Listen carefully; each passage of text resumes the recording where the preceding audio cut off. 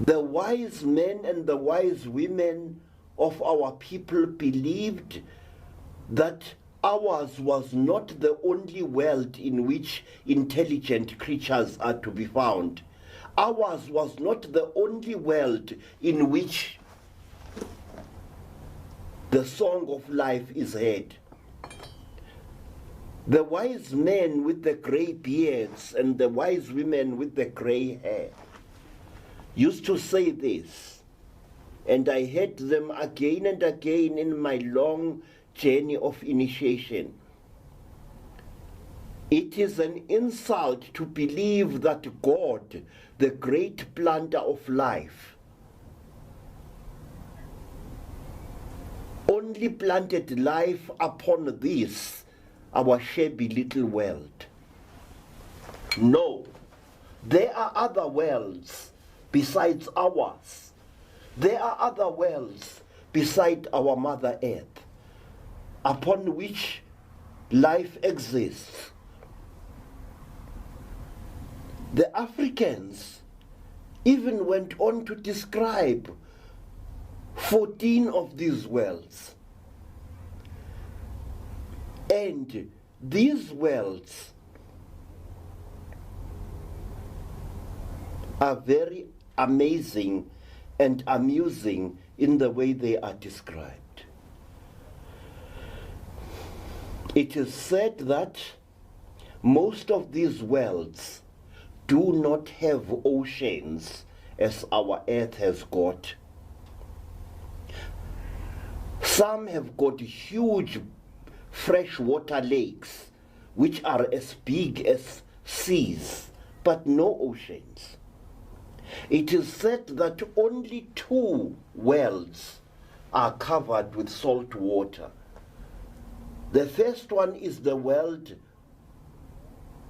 of the normal, which dances around the star which white people call Sirius.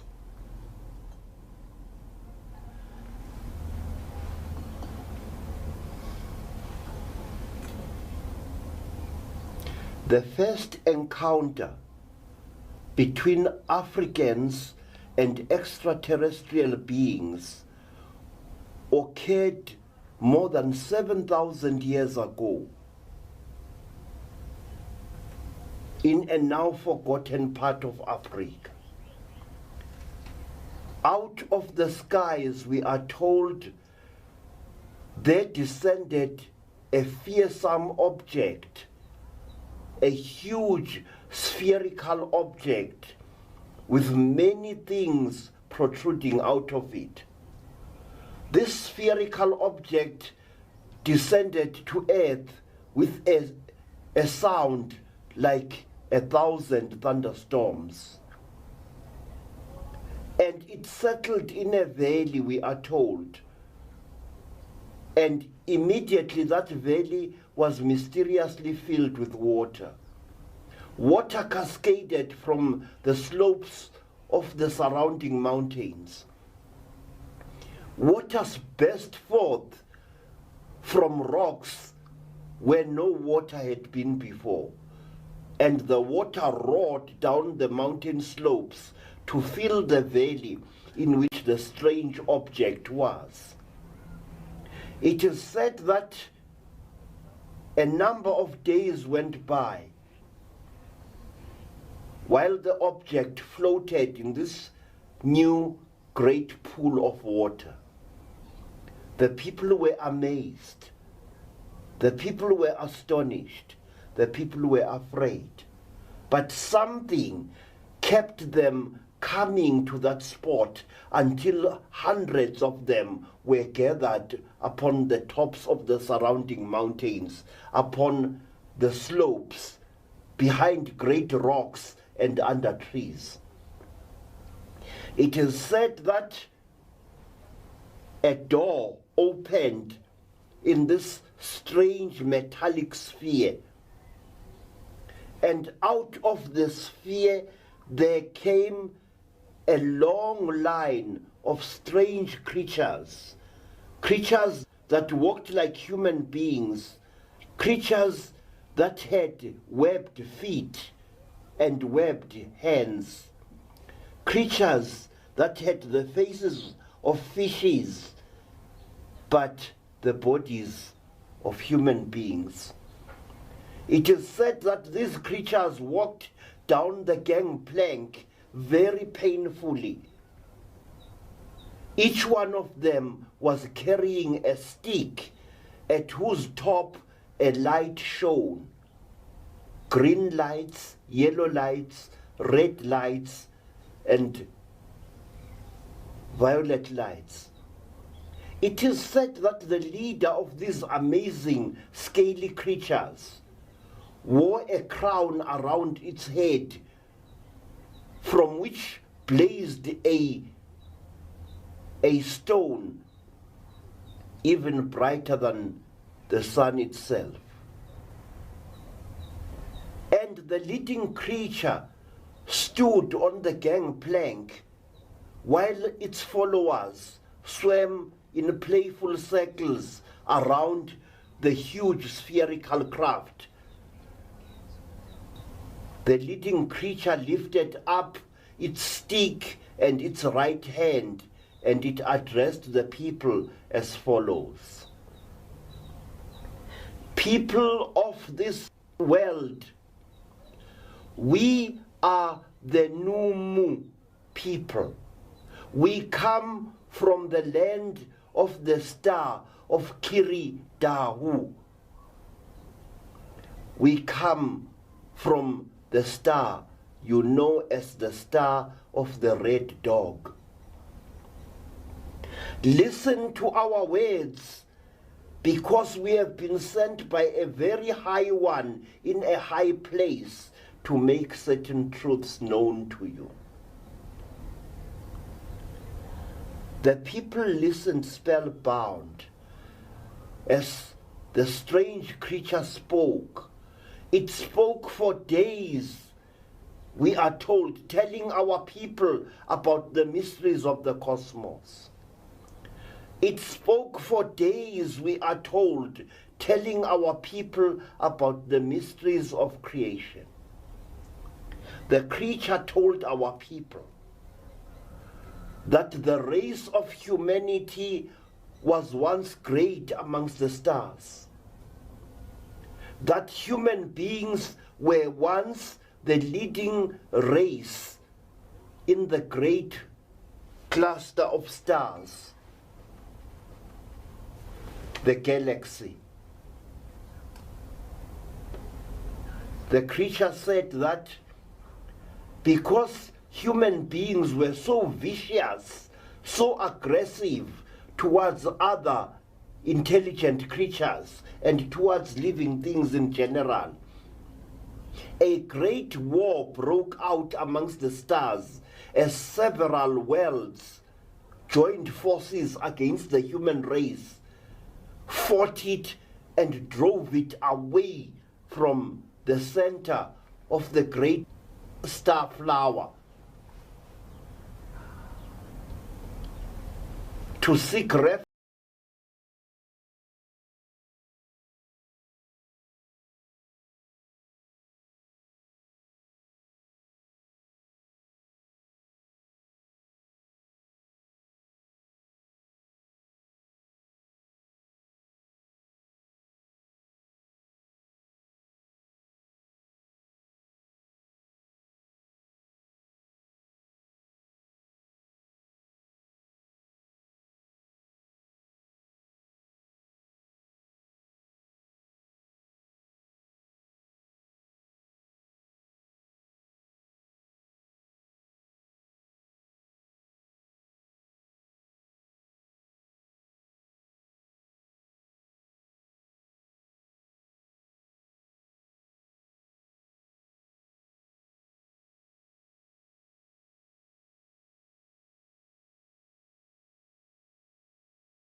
rid of disease, if we could get rid of selfishness, the great gathering of the star worlds would once more receive us with open arms, to take once more our rightful place in the great kingdom of the worlds.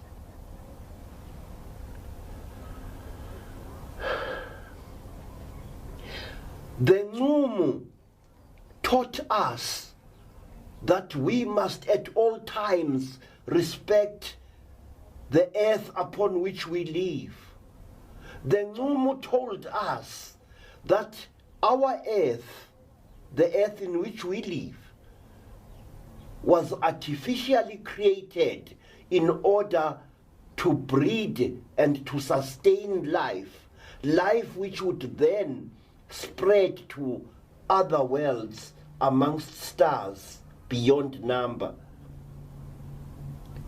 The Ncumu said, "Oh, earth-dwelling brothers and sisters, you must understand who you really are. You must understand how great you are. You must understand how great you once were. And you must know that a living thing that does not spread out to the stars sooner or later dies out. And that if you do not follow us into the dark spaces above, you shall exterminate your earth and eventually shall exterminate yourselves. And the earth, which is a womb world, a breeder of life, will be once more empty of living things." It is said that after the Normal had told our people all these things and many more, it did a strange and frightening thing. It produced a kind of device, and it destroyed itself with this device. In other words, it committed suicide. It fell upon the metal gangway, and the others came out and cut it up. It was cut into little pieces, and these pieces were roasted upon a sacred fire. And a number of people, African people, were chosen to partake of a strange feast in which the dismembered body of the creature was ceremoniously eaten both by Africans and by the other Normal. Then the dead Normal was replaced by a female Normal as the leader of the expedition. And this Normal female said that by this gesture do we who come from the star of the red dog seal a pact between ourselves and you human beings. By this gesture do we promise this, that if you get rid of war amongst yourselves, if you get rid of arrogance and quarrelsomeness, if you banish disease and bid farewell to hunger and poverty, then we, the Normal, shall return, and we, the Normal, shall take you by the hand and lead you, human beings, to the throne of the stars. The Normal people were seen once and once only and their ships never visited this earth again. We do not know why. Throughout Africa, amongst all tribes, you find this incredible story of how a strange race of lizard-like beings came to us at the dawn of time and gave us knowledge which was astonishing. These beings left this instruction that although the human being is created to look for knowledge in all its forms, the human being must under no circumstances use that knowledge to destroy the earth in which it lives. The Norma told our people that in the past many million years, tens of thousands of worlds have been destroyed in the deeps of space through the aggressiveness, the stupidity, and the rampant ambitions of the races of intelligent creatures that inhabited those worlds. Take care that you do not, in your search for knowledge, destroy the earth which is your mother, said the Normo. The Normo's words made a lasting impression upon African people throughout Africa. Africans were not the stupids that some people today believe they were. Our people had knowledge of many things that they are not today given credit for by the world. But they kept that knowledge within very strict restraints.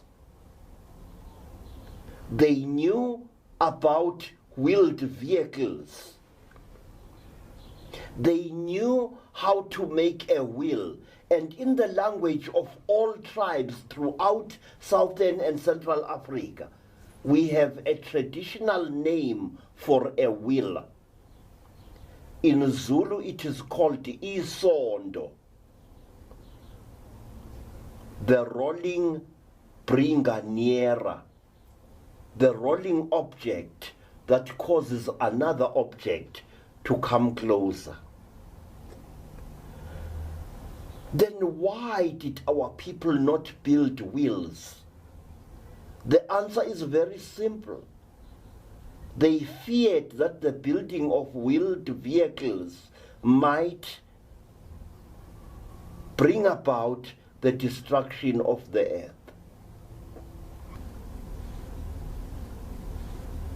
When a Zulu boy was growing up, he had to be an expert with the bow. He had to be able to use the bow and the arrow to survive in the bush. He had to be so good as to be able to bring down a running guinea fowl with one arrow at 20 paces or more. But the great laws of the Normo forbade the Zulu people from using bows and arrows in battle, even against an enemy armed with muskets and rifles, as the white settlers were. The laws of the lords of the Red Dog Star forbade us from killing our enemies with impersonal weapons.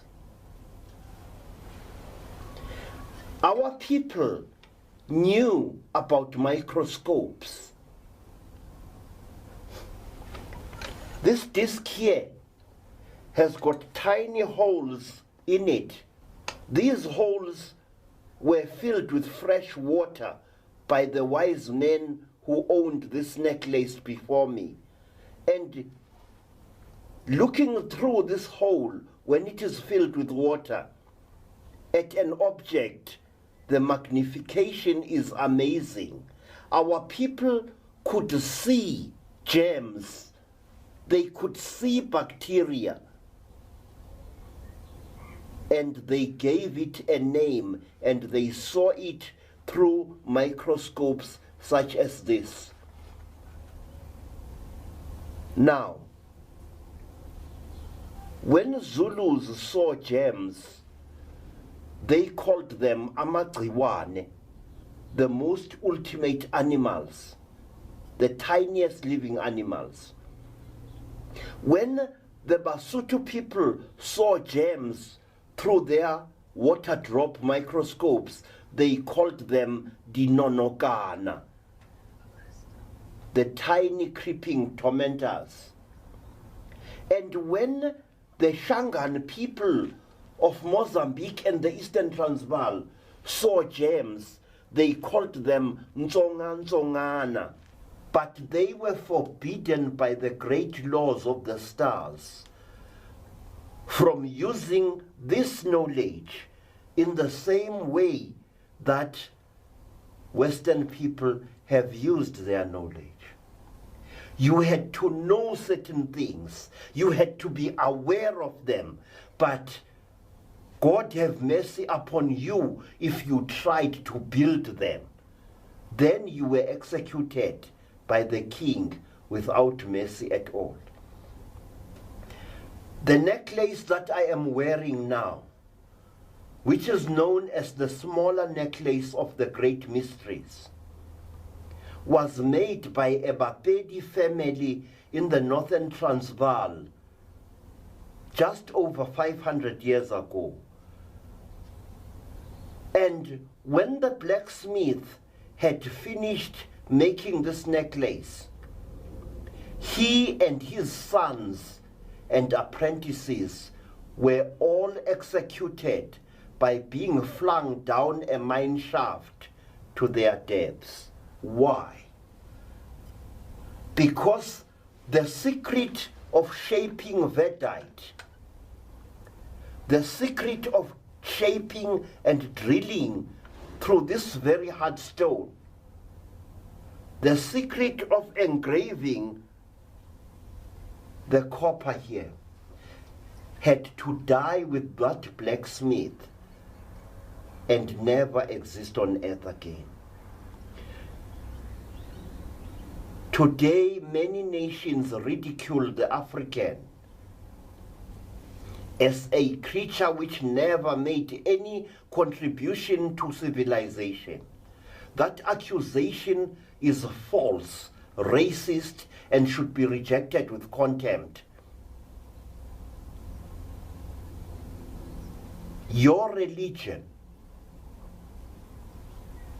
can enable you to reach the stars, but your religion also can act as a powerful chain that restrains your creativity. It was so with us Africans. We were not isolated from the rest of the world. Traders came to Africa in ships and they traversed Africa in land vehicles. In caves in the Sahara Desert are shown paintings of men riding chariots. Wheeled vehicles were no stranger to us Africans, but we were forbidden by our religion from building them. The people of Africa have been coexisting, really coexisting, with alien beings from the stars for tens of thousands of years.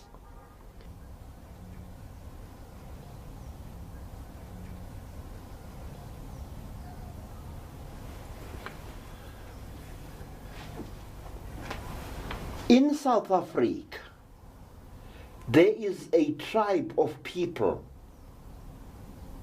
who are known as the Mandebele people.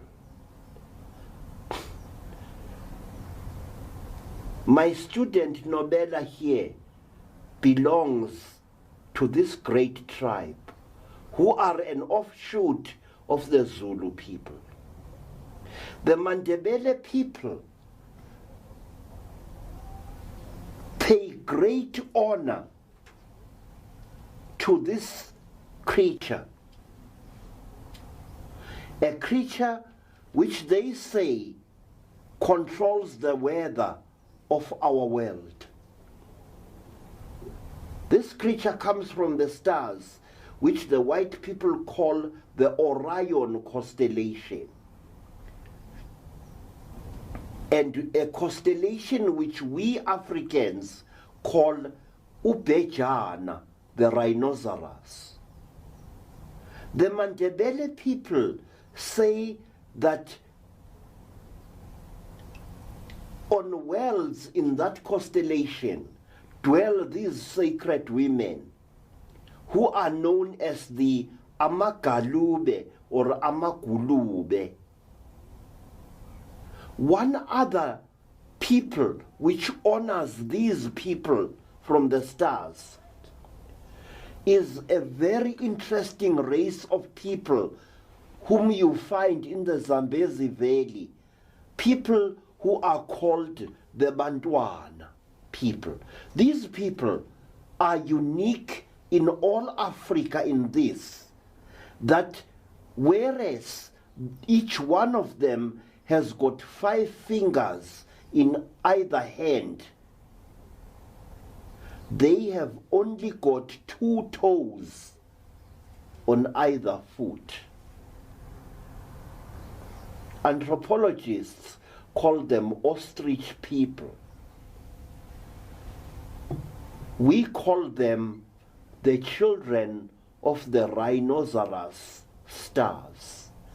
These people are one of the tribes in Africa which claim direct descent from star beings who came to earth, we know not when, and who mated with African women, star beings which, we are told, only had 2 fingers in either hand and 2 toes in either foot. We are told that the Bantwana people, with their 2 toes on either foot, are so because they are directly descended from these long forgotten star beings. The word Kariba is the local corruption of the word Galube or Gulube. And the people of Kariba, the Tonga and the Tonga Ilas, also honor these creatures, the Galube. They believe, like the Mandebele, that these creatures control the earth's weather. That if the rain falls, it is because they, by some magic means, have turned it on. If there is a drought, it is also believed that the Galube are responsible. So closely did Africans coexist in many parts of Africa with these creatures that at one time it became a fashion for kings and queens in these countries to try and make themselves look as close to the Galube in appearance as possible. The kings of these peoples used to wear headdresses which were round to give their heads an appearance of being larger than they really were. And they used to paint their eyes with black paint to make their eyes long and slanted and large. And in the land of these peoples, a chin like that, like this creature has got, was regarded as an object of beauty. As far up the African map as Nigeria, at one time you found bronze heads from Nigeria portraying living kings, but whose features had been deliberately distorted to make them look as close to the Galube creature as possible. May I point out another very interesting thing, that in the land of Egypt, at the time of Pharaoh Akhenaten, Egyptians also portrayed themselves to resemble the Galube people. They portrayed themselves as having long, thin faces, chins exactly like that, and large, shaven heads. In fact, Akhenaten's wife, Nefertiti, wears a headdress which is intended to make her head larger than normal. And in ancient Greece, or rather classical Greece, there emerged a great ruler called Pericles, who also wore a helmet on his head, which made his head look abnormally large. And it became a fashion at that time amongst the Greeks to believe that the larger a person's head was, the more intelligent that person was.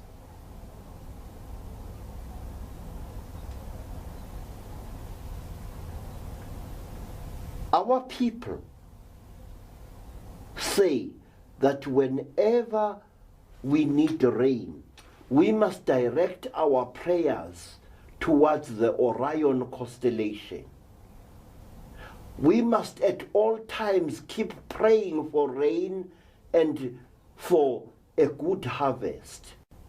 Because the moment we stop praying, the sacred Galube women will think that we no longer need rain, that we have reached that stage of our development when we no longer need rain at all and no longer need to eat food.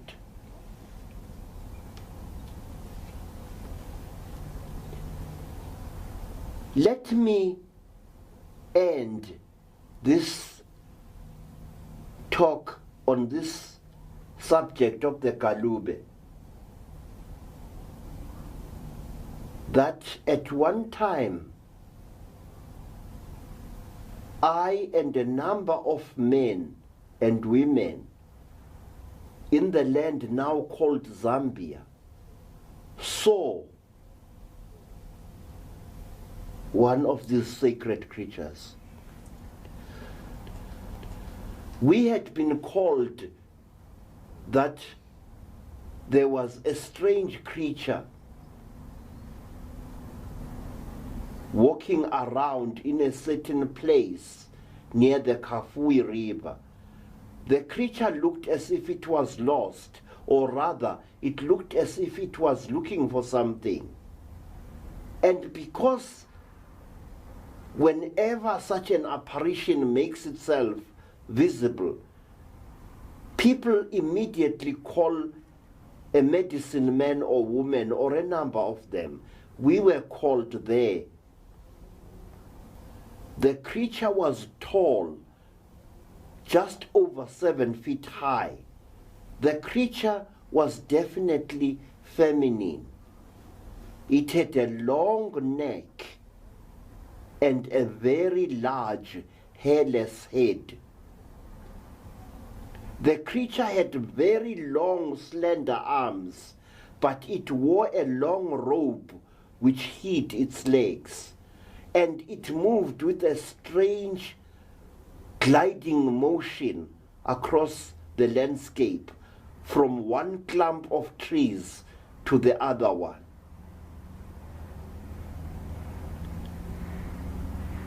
The creature had a bluish-gray skin. It moved through the long grass and then disappeared. After that, we all underwent a ceremony of purification because we had seen one of the holiest beings in Africa. The most hated, most despised, and most feared star creature in all Africa.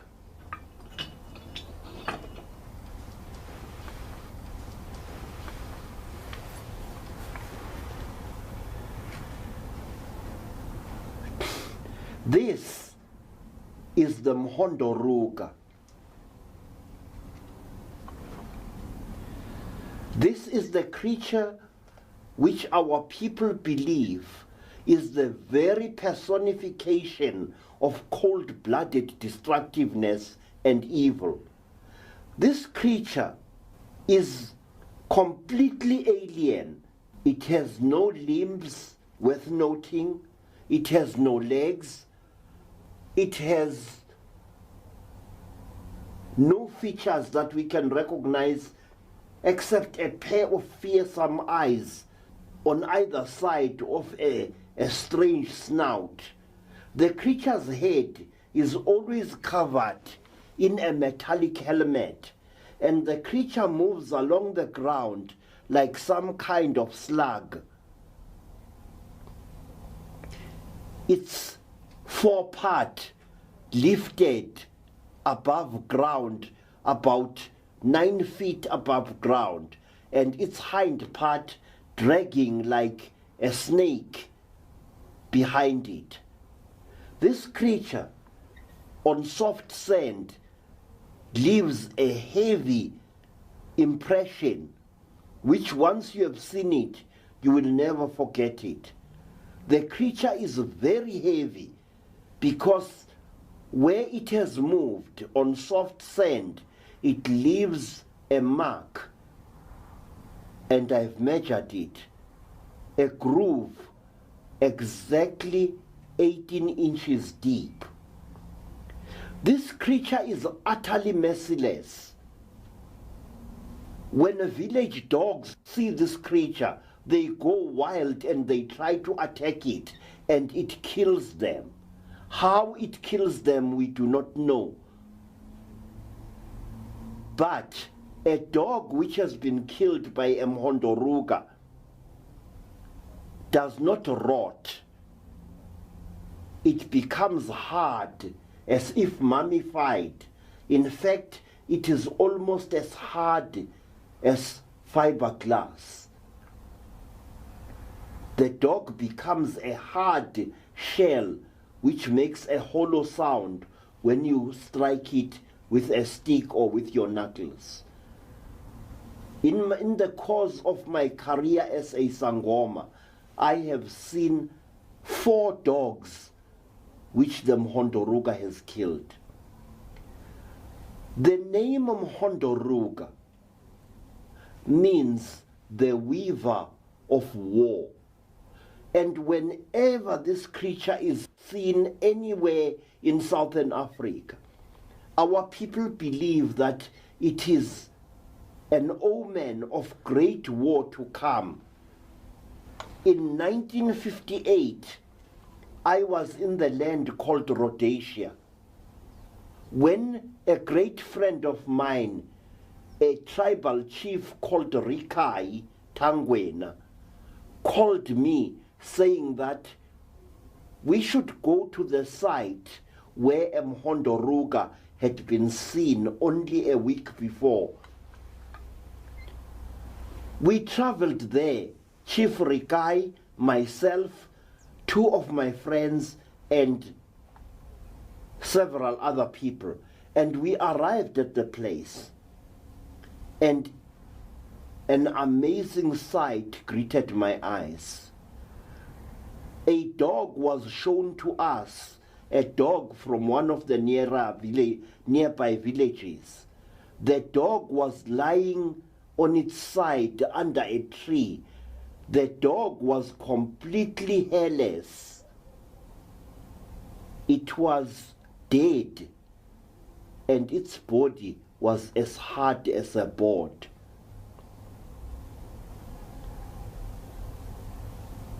As we moved through the area where the Mhondoruka had been seen, I noticed that all the trees around there, as well as the grass, were burnt. Leafless skeletons, their branches lifted towards the skies in mute appeal, and that every tree around there had not been burnt black, but had been burnt white. If you broke one of those trees, you found that the tree had been burnt white to a distance from the outside, and right at the core of the burnt tree was black. Everywhere there was ruin and desolation, and everywhere you could smell a horrible stench, a stench that I cannot describe, a stench that was not of this world, a stench which, once you smell it, you will never forget. A horrible stench that made your eyes run and your nostrils to be blocked. That was the kind of stench we encountered there. And we scouted around the place, and we saw the great trail that the Mhondoruka had left. And we saw depressions in the sand, as if some kind of flying object had landed there, leaving 4 deep, round depressions about the size of a football in the soft earth. And the people with me, the people of the Mashonan as well as Makaranga nations, told me that this meant that a great war was going to break out in Rhodesia, and they were right. Our people were in contact with these extraterrestrial intelligences, and what is more, that these intelligences, which are not, I repeat, not the figments of somebody's imagination, have made a dramatic impact on African culture for hundreds, if not thousands of years. I have spoken about the sacred creature known as the Nomo. I have spoken about another sacred creature known as the Galube. Now, let me speak about a few more of these remarkable entities from the stars. And I shall choose from this group of little sculptures that I made. I have chosen this fellow here. Now, this creature is the most comical, most amusing and amazing space creature known to us Africans. It is well over 12 feet tall. It is very thin. It has got a pointed head and very ridiculous looking features. This creature has been seen all over Africa by thousands of our people, and it has been seen by thousands of our people over many, many, many, many decades and centuries. The Zulu people used to mistake this creature at first for a ghost, and so they called it Munywi, which means the dead person. One day, King Shaka, that very aggressive emperor of ours, saw a trio of Munywi shadowing him and his army while he was moving south towards the land of the Pondos, just beyond the Umzimvubu River. King Shaka immediately ordered a butho, that is a platoon of warriors, to give the Munywis their marching orders. In true Zulu style, the Zulu warriors charged at the tall entities with assegais flashing. The entities paused, grew even taller, and then turned tail and ran. Now, there is nothing that a Zulu loves more than an enemy who runs away. And the Zulus were very excited. With loud shouts of Bayete, they went after the Munywis, as men armed with spears chasing entities from God knows what faraway star. And when the Munywi saw that the Zulus were gaining upon them, they stopped with their backs towards the Zulus, and through tubes that protrude between their buttocks, they released a horrible stench, a terrible smell that caused the Zulus to faint. Afterwards, these poor Zulu warriors suffered from cracks all over their bodies, on their lips, between their buttocks, on their private parts, and between the toes of their feet, as well as the fingers of their hands. It took a young healer to save these Zulu warriors. And he was the man who fathered my mother.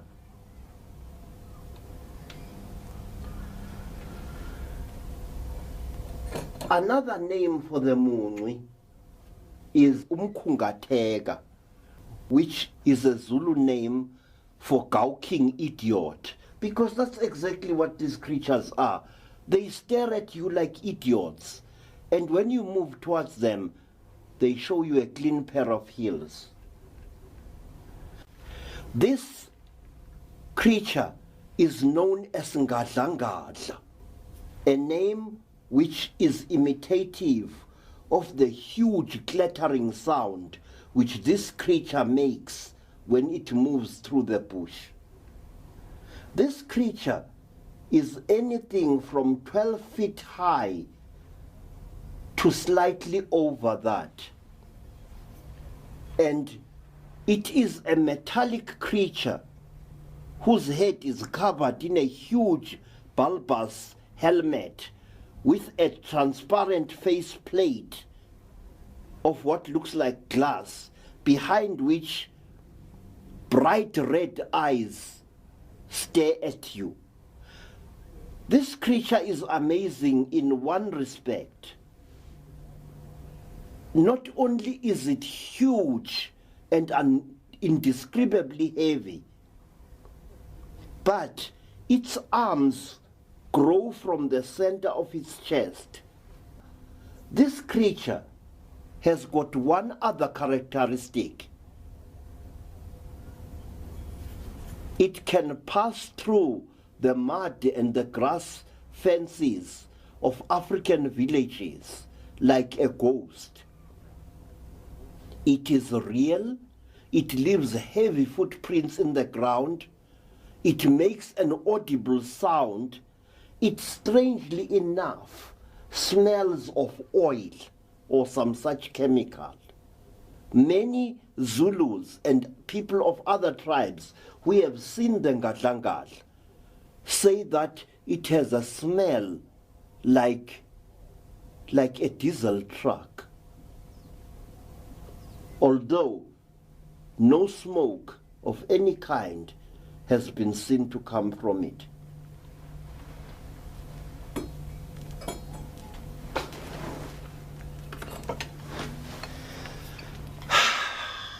Meet Chimombe, the man of iron. One other extraterrestrial being that has been seen in Africa hundreds of times. This creature here has the distinction of being worshipped in many African countries as a god, but it is a space-faring entity. It looks for all the world like a cross between a robot and a battle tank. Its head reminds one of the turret of one of the war tanks of the Second World War. And its body is made up of heavy metal with many joints which move with a faint hissing sound. In Nigeria, they call this entity Ogon. In parts of Central Africa, he is called Nguguni, the Lord of the Blacksmiths. And in the land now known as Zimbabwe, Nguguni is worshipped as Chimbi or Chimombe, and his shrine is in the Zambezi Valley. There, in the shrine of Chimombe, you will find black men and women who wear clothes made out of black cloth. And in olden times, these people used to accept gifts of rolls of black cloth from all people who visited the shrine of Chimombe for any reason.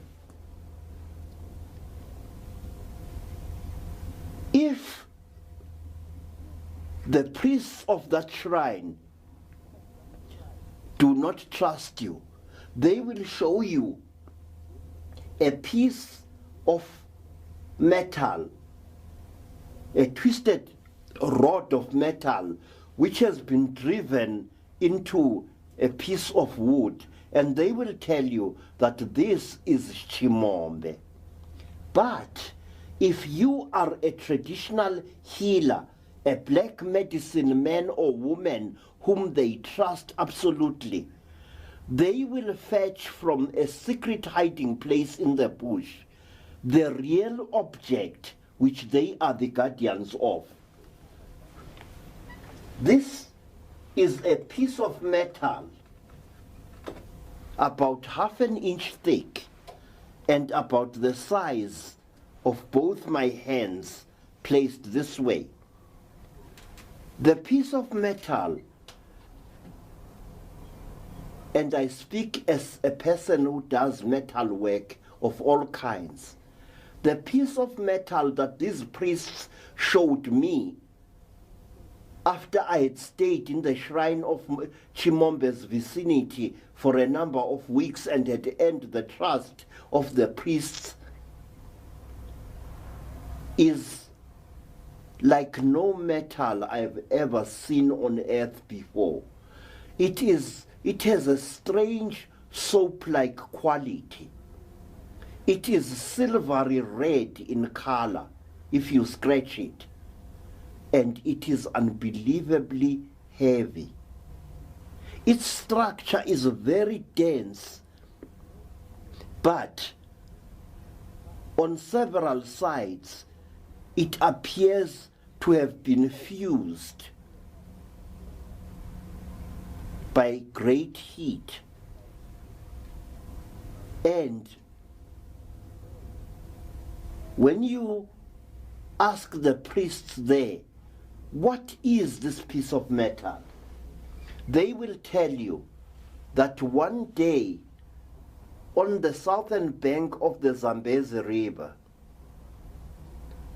a craft from the stars crashed, killing all its occupants. And that as the craft crashed, it exploded, and bits of it were flung in all directions. These bits disintegrated and bent away on falling to the ground. But this piece, which they are the guardians of, was catapulted from the explosion and fell into the water on the edge, on the sandy edge of a part of the Zambezi River.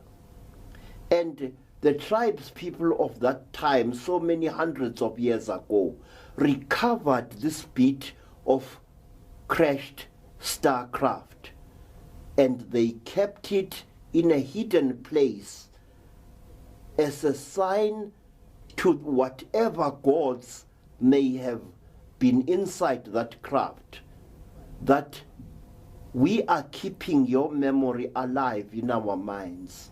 We shall worship you even though you died in an explosion of flame. That is the story of the shrine of Chimombe. Now, I wish you, honorable friends, to meet a very friendly gentleman from beyond. This being is slightly shorter than the average human being. It is completely encased in a metallic suit which is of a golden color or a silvery color. The eyes have a strange slanting characteristic, and there is always an odd harmonica-like object stuck to the front of the creature's helmet.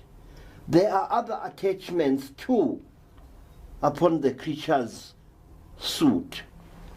And many people who have been very close up to this creature, people all over Southern Africa, attest to the fact that this creature has only 3 fingers and a thumb in one hand, not 5 fingers, as is the case with us. This creature is a thick-set, very clumsy looking, and whenever it encounters a human being, like most of these star creatures, it puts some kind of hypnotic spell upon that human being, and then very gently it touches the chest of the human being with its hand, which it extends exactly as I have done it here. This is the way we are told this creature communicates with human beings. You will often find this strange gentleman messing about with 2 or 3 assistants like him in goat pens, cattle pens, and fowl runs. At one time, a Zulu householder caught a number of these creatures, and having enclosed one of his cows in a cage-like structure which they were moving backwards and forwards, up and down, as if taking measurements of the cow for some reason. After that, the Zulu told us that cow of his disappeared while grazing with other cows in the bush about a month after this incident and was never seen again. These creatures are often seen also stealing eggs in African villages. They seem to be very interested in the eggs of domestic fowls. Why this should be so, I do not know. But this is something that I have encountered many times in my career as a Sangoma, that strange humanoid metallic entities with spherical heads are often seen stealing eggs in African fowl runs. This creature is known by the Zulus by the comical nickname of Ndeyiza, which means Lord Big Round Head. And one tribe in Transkei knows this creature as Mvondini, which means ugly fellow.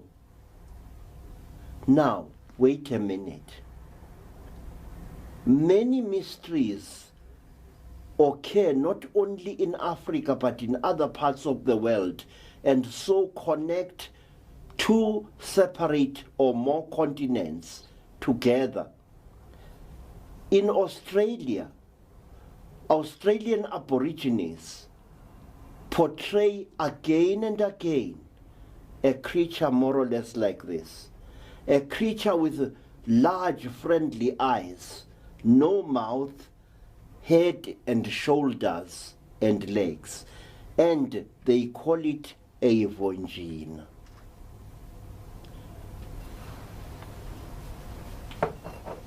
And they say, just as we do, that the Mvonjina is a messenger of the gods who comes from the stars.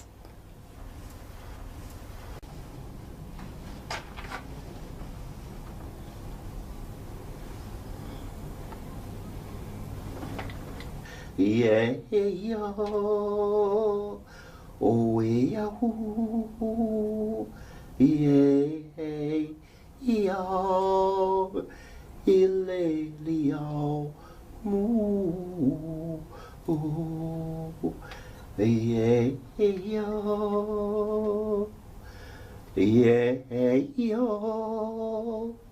yeah, yeah. Ay lelio Cairo, yeah, yo, oh, osio, yeah, yo, ilelio Cairo, oh.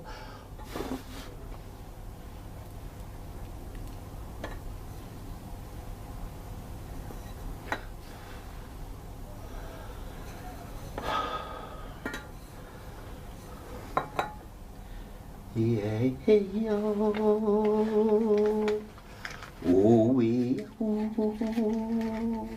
yeah, yeah, yo, oh, ililio, moo, asio, amarabiku, yeah, yo, ililio, Mara,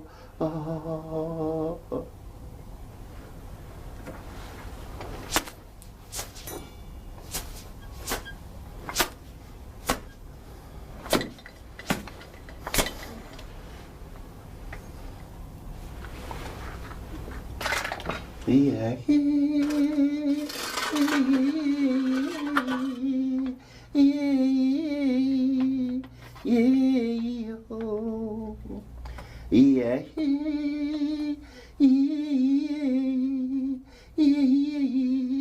Amarayo, yo, yo, oh, ilelia,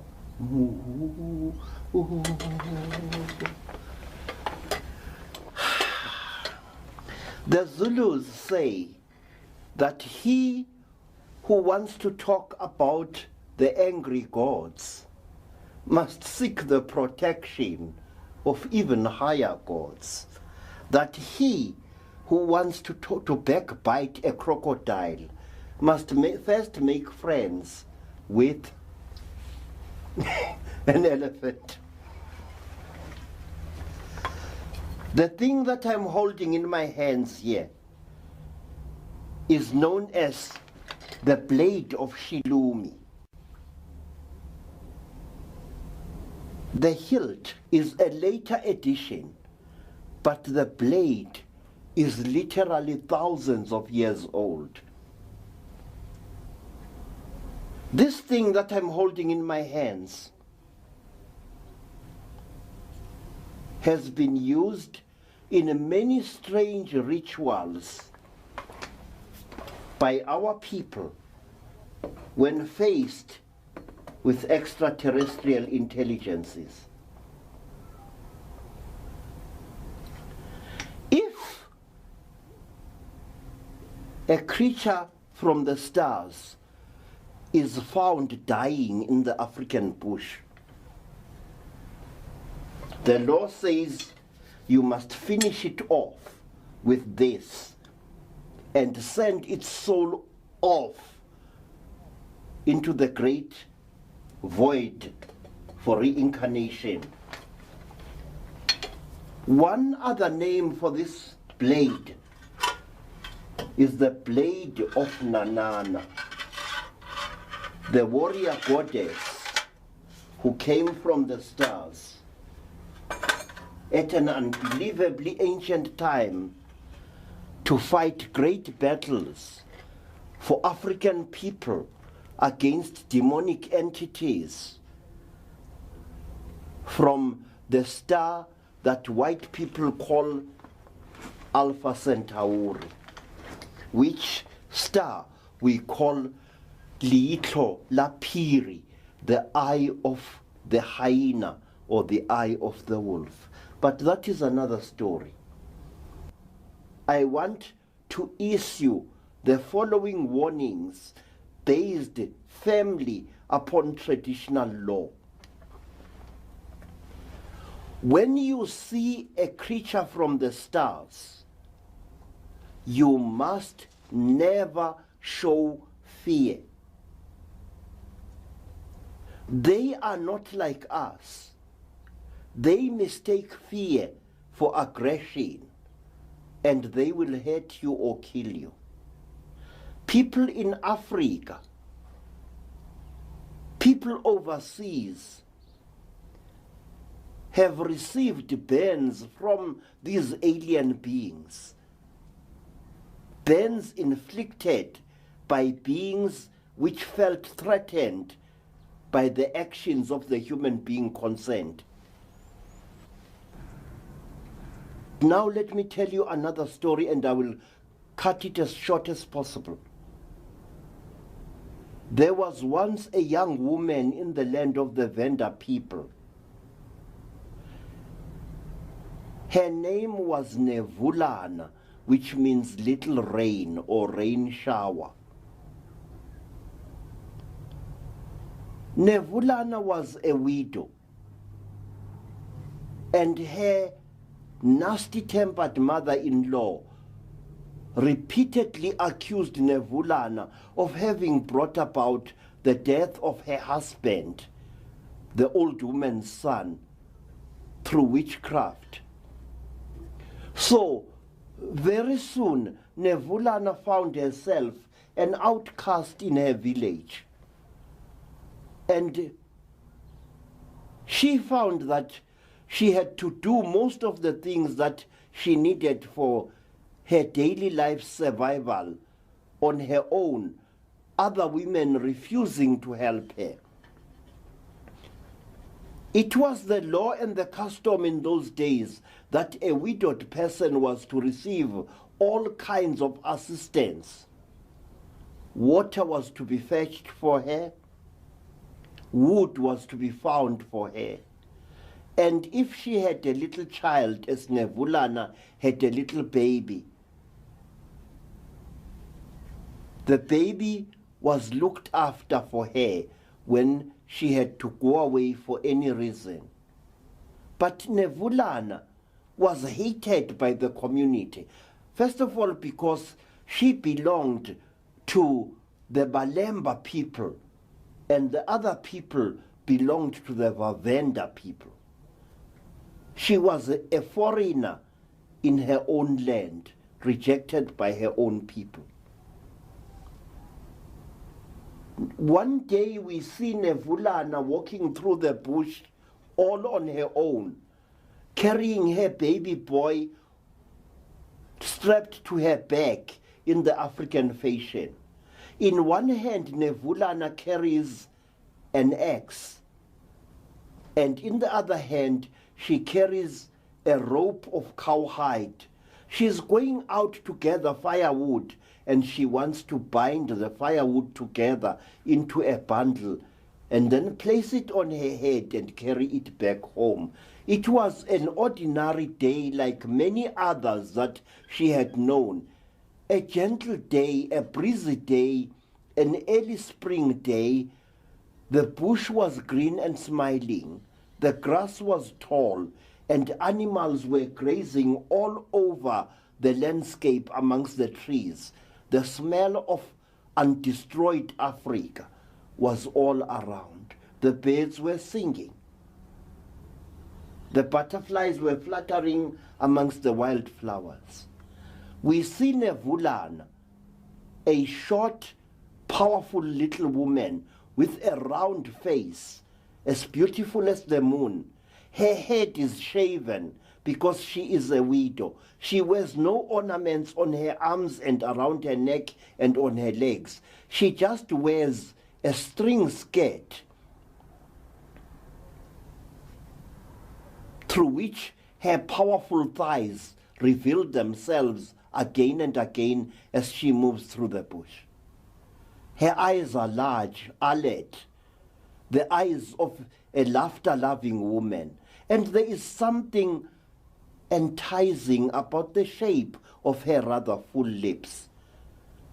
Balobedu women are known throughout the land of the vendors for the great beauty of their faces and figures, and Nevulana was no exception.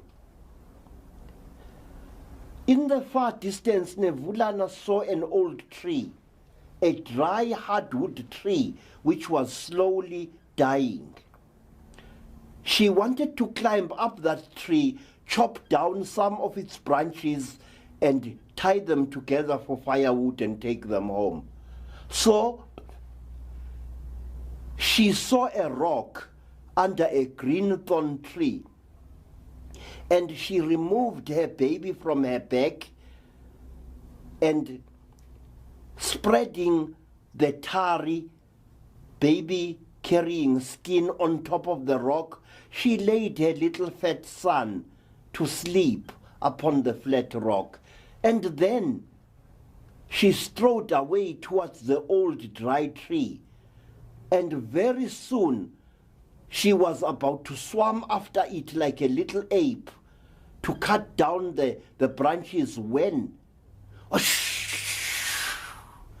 a puff adder was in front of her. Its terrible hissing sending a sound of menace over a wide area. But Nevulana was a true daughter of Africa. She was not frightened of a snake like a puff adder, deadly though this snake is. In her hands she held her dead husband's battle axe, and with this weapon she made short work of the puff adder. With one skillful throw, she struck the snake just behind the head, completely decapitating the reptile. And then, without wasting another glance upon the dying monstrosity, she was up the tree and she was hard at work chopping down branches from the dead tree. And then, when she found that she had enough wood, she climbed down the tree and started forming it into a bundle, a long bundle, which she soon put upon her head with a coil of plaited grass as a cushion. We see her coming back from the old tree, moving like a goddess through the long grass. We hear the swish of the grass and the song of the birds all around her. She moves. We see the sweat upon her face and upon her breasts. We see the glimmer of sweat upon her shoulders. She walks through the long grass towards her baby. And then, "Aye, what is this?" The cry is wrung from her lips, and she throws down the bundle of wood, and she stares at a strange spectacle that is taking place under the green thorn tree where she had left her baby. Her baby boy is sitting up, all 1.5 year mischievous bundle of him, and he is playing, but he is not alone. He is playing with one of the most fearsome creatures that Nevulana had ever seen in all her life. The creature looks like a human being. It has a bluish-gray skin. Its head is round like an egg, and its eyes are unbelievable. They are large and round, like clay cups out of which old men drink marula beer. They have large split pupils like those of a cat. The creature has got no nose practically. Its mouth is nothing but a little slit above a pointed chin. The creature has got a thin neck and long, thin limbs. It is covered from head up to neck in a material that gleams in the sunlight, and it is wearing footwear of some kind, and it is playing with the little Venda baby. These two very dissimilar creatures are playing with a number of bright stones upon the flat rock, and they are as happy as two fishes in the Zambezi River. Nevulana screams with shock. She dashes forward to snatch her baby away from this little demon that she sees sitting on a pointy backside facing her child. She must get her child away from that thing. And as she moves forward, a hand restrains her. A long, bony hand, bluish-gray in color, with claw-like nails.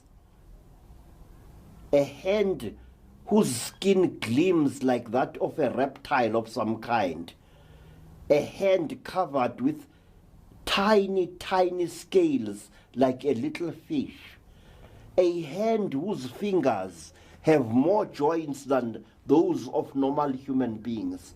Nevulana nearly fainted when this long alien hand was placed upon her shoulders. But she was a true Balubedi woman. She overcame her fear and spun around to face a tall creature, certainly a female, with a huge head like that of a large clay pot, smooth and hairless. large round eyes, bright yellow with split pupils, stared at Nevulana. A mere mockery of a nose with tiny nostrils, a slit of a mouth in which the Venda woman could read no expression. "Who are you?" cried Nevulana. "What are you? Let go of me." A voice spoke in Nevulana's mind. The voice said, "My sister, please allow our offsprings to play together. I know that you creatures of this world are dominated by fear, but see, your baby and my baby do not fear each other. Please allow the children to play. Do not disturb them. Come." The alien creature put a long arm around Nevulana's ample waist and gently but firmly led her away from the two playing children. There, both mothers, an earth woman and an alien from God knows what star, stood watching as the children played. And when the children had played to their satisfaction, when both of them were fast asleep side by side upon the skin spread upon the flat rock, the alien woman moved like a sinuous reptile to claim her baby, her long purple robe swishing through the grass. One long alien leg with two knees, and not just one, revealed through the slit of the long robe. The woman said, "Mother of this world, please now claim your child. But please keep the stones which come from my world with which our children had been playing.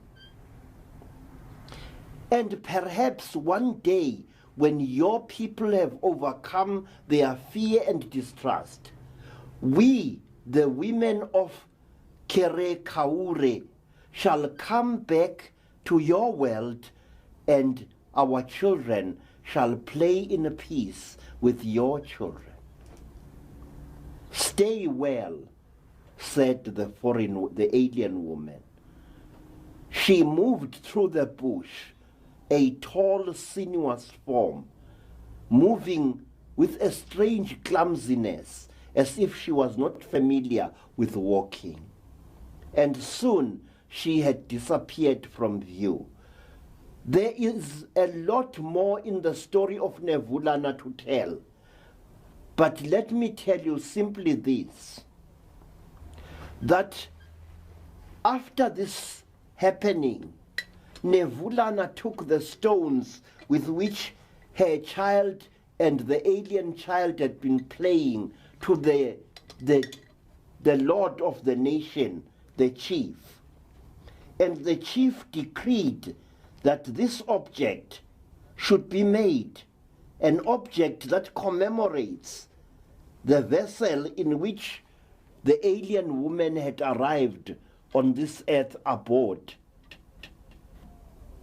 And inside this box, enshrined for all time, are the stones with which a child of the Venda nation and a child from a distant star played peacefully together in Africa. My friends, this is not a legend. This is a true story. This necklace that I'm wearing here came from the descendants of Nevulana. When people started burning elderly people to death in the land of the Vendas, a wise man fled to my home in Soweto, carrying this necklace and other precious things with him. And he gave me custody of this necklace, saying that if I died without leaving a successor, then this necklace, the necklace of 1,000,000 years, the necklace of 1,000 mysteries, must be buried below my corpse, so that no one will dig it out except the gods from the stars to whom it is dedicated. Thank you.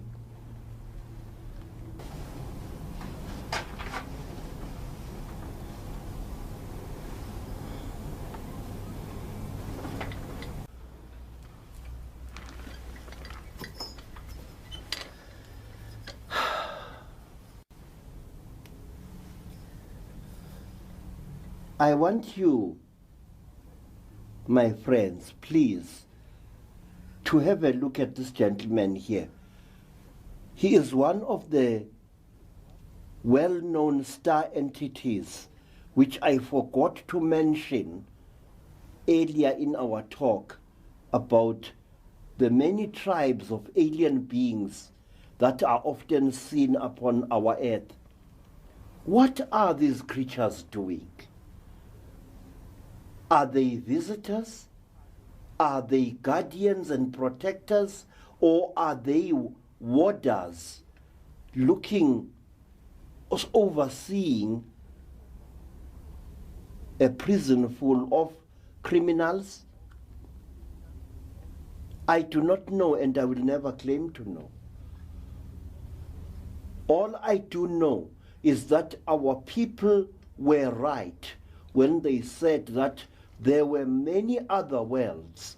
They counted 14 of them that swim like lost fishes in the dark sea of space, worlds in which living entities exist, entities which often visit our earth, entities of various kinds, ranging from the most grotesque to the most bizarre, from the most beautiful to the most fearsome. This is a very huge creature known by the Zulu people as isifufufu. This creature looks like a moth or a bat. It is a humanoid creature with arms and legs, but the arms are at the end of very long wings. And this creature is often seen flying across the landscape in places like Transkei and also in places like Natal, in the Natal Midlands. And whoever sees this creature at close quarters is soon stricken blind. A cruel, painful blindness in which the eyes run with water and sometimes pus. This creature has got the body of a human being, the face of a strange moth-like creature, and it wears boots, which means that it comes from a civilization where people, if you can call them that, wear footwear of some kind.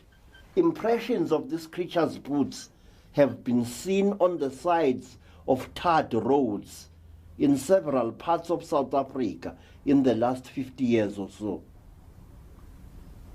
The isifufufu rarely appears in our country, and when it does, it always appears just after sunset, never later, and it is seen flying like a huge and ugly bat over the beach, over the ocean, and across roads, and even above African villages.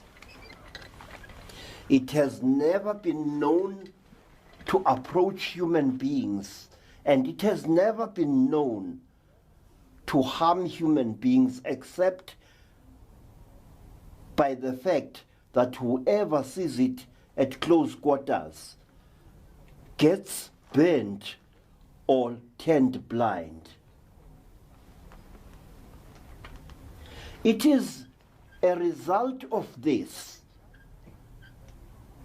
of what the Sifufufu does, that there grew a belief amongst our people that he who sees God or a god close up will be stricken blind.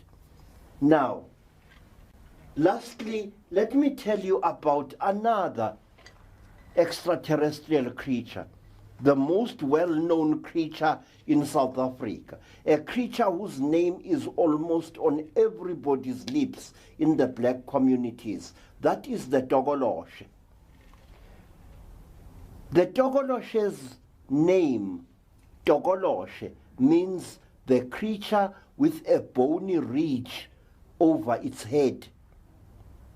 Because a Togoloshe is a short, hairy, humanoid creature with a face that looks like that of a very nasty-tempered teddy bear.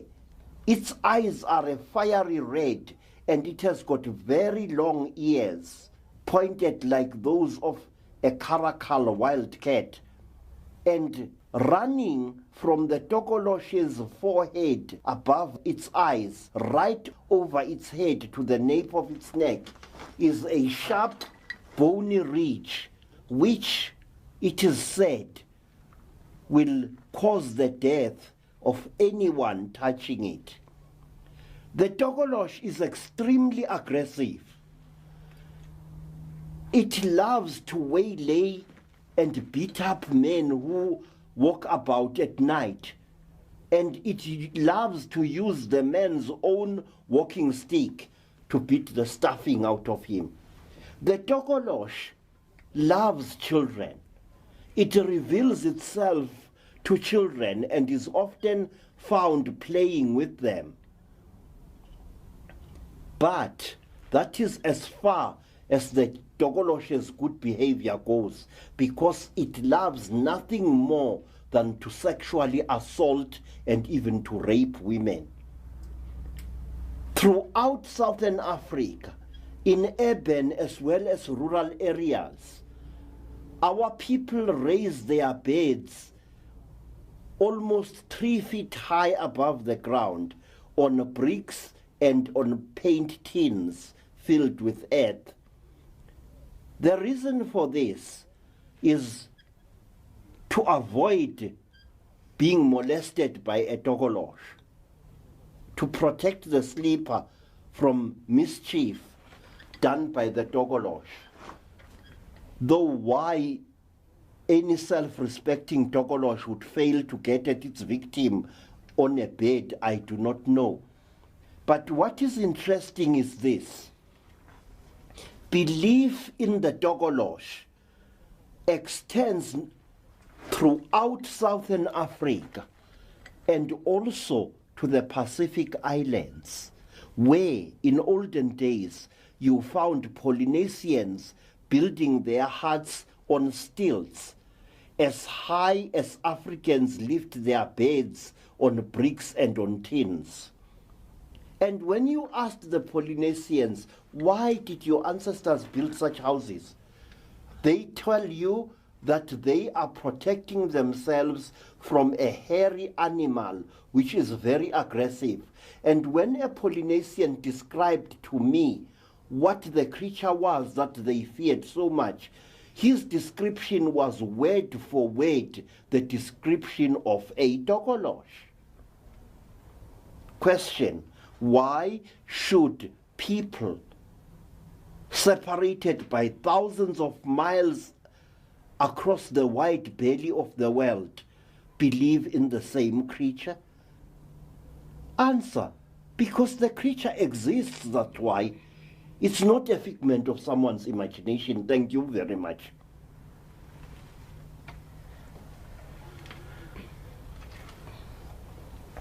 Our people say that tokoloshis are in themselves not mischievous, but they become evil, especially when they get under the influence of a sorcerer who then uses them to terrorize people.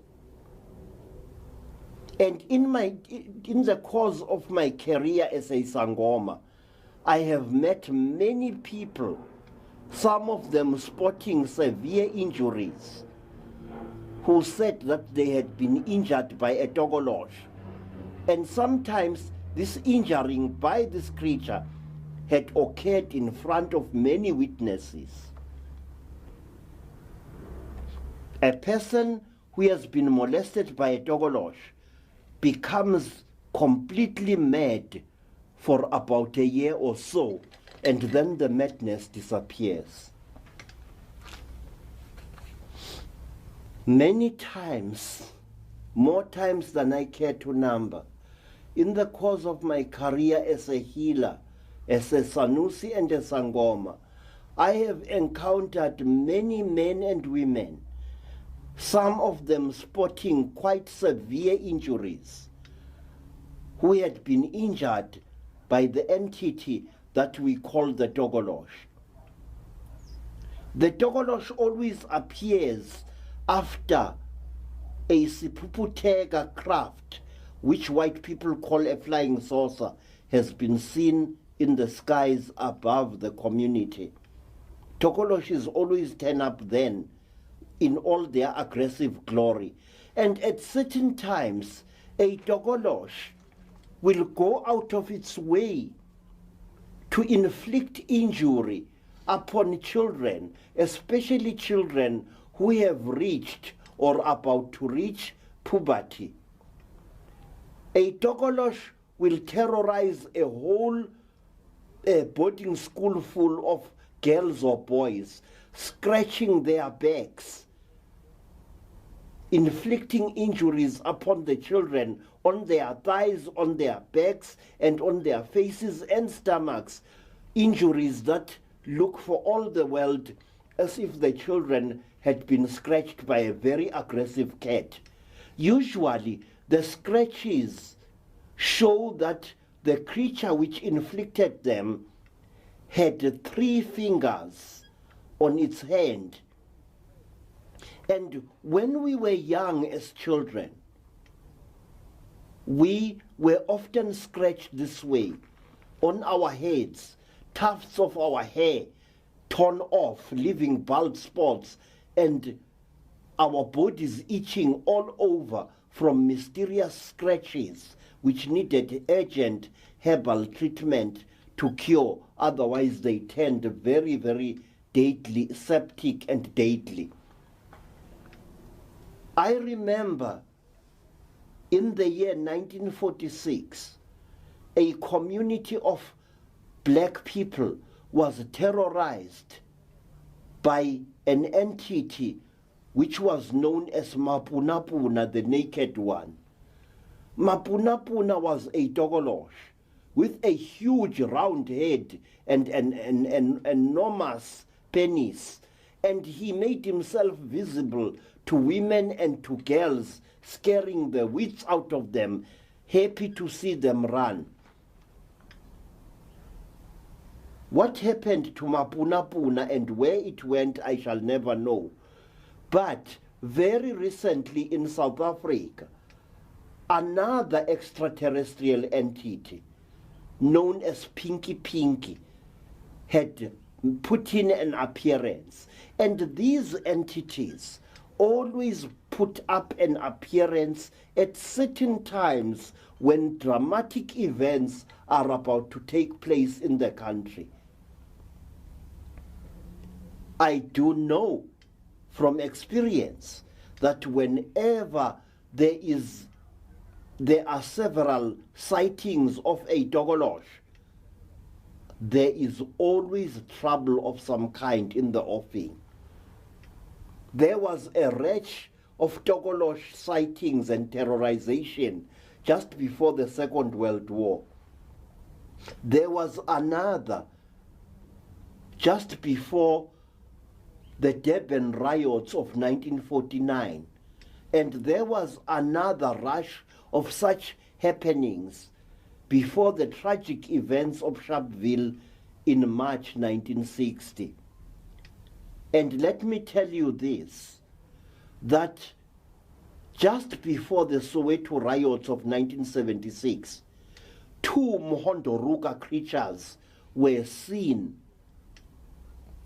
moving through the long grass on the edge of Zola Township, which is part of the great Soweto Township complex. These creatures were seen by over 20 people, some of them residents of the township and some of them mere passers-by.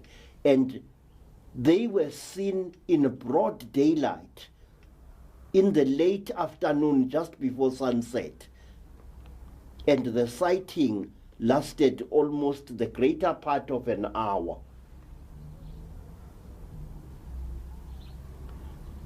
Not long thereafter, a group of faith healers went to the spot where the creatures had been seen and tried to exorcise whatever negative energy they had left there. And a very amazing thing happened. The moment the people stepped onto that place, they went crazy. They started behaving in an illogical and totally insane way. Men removed their trousers and started dancing in the veld. Women screamed and went into hysterical fits, some of them utterly catatonic. It was a really amazing spectacle. But it wasn't just the human beings who were affected. A small dog which had followed a group of children to the place also started behaving strangely. It turned upon its owners and chased the legs off them across the veld before it calmed down. When you are a Sangoma, your life ceases to be your own.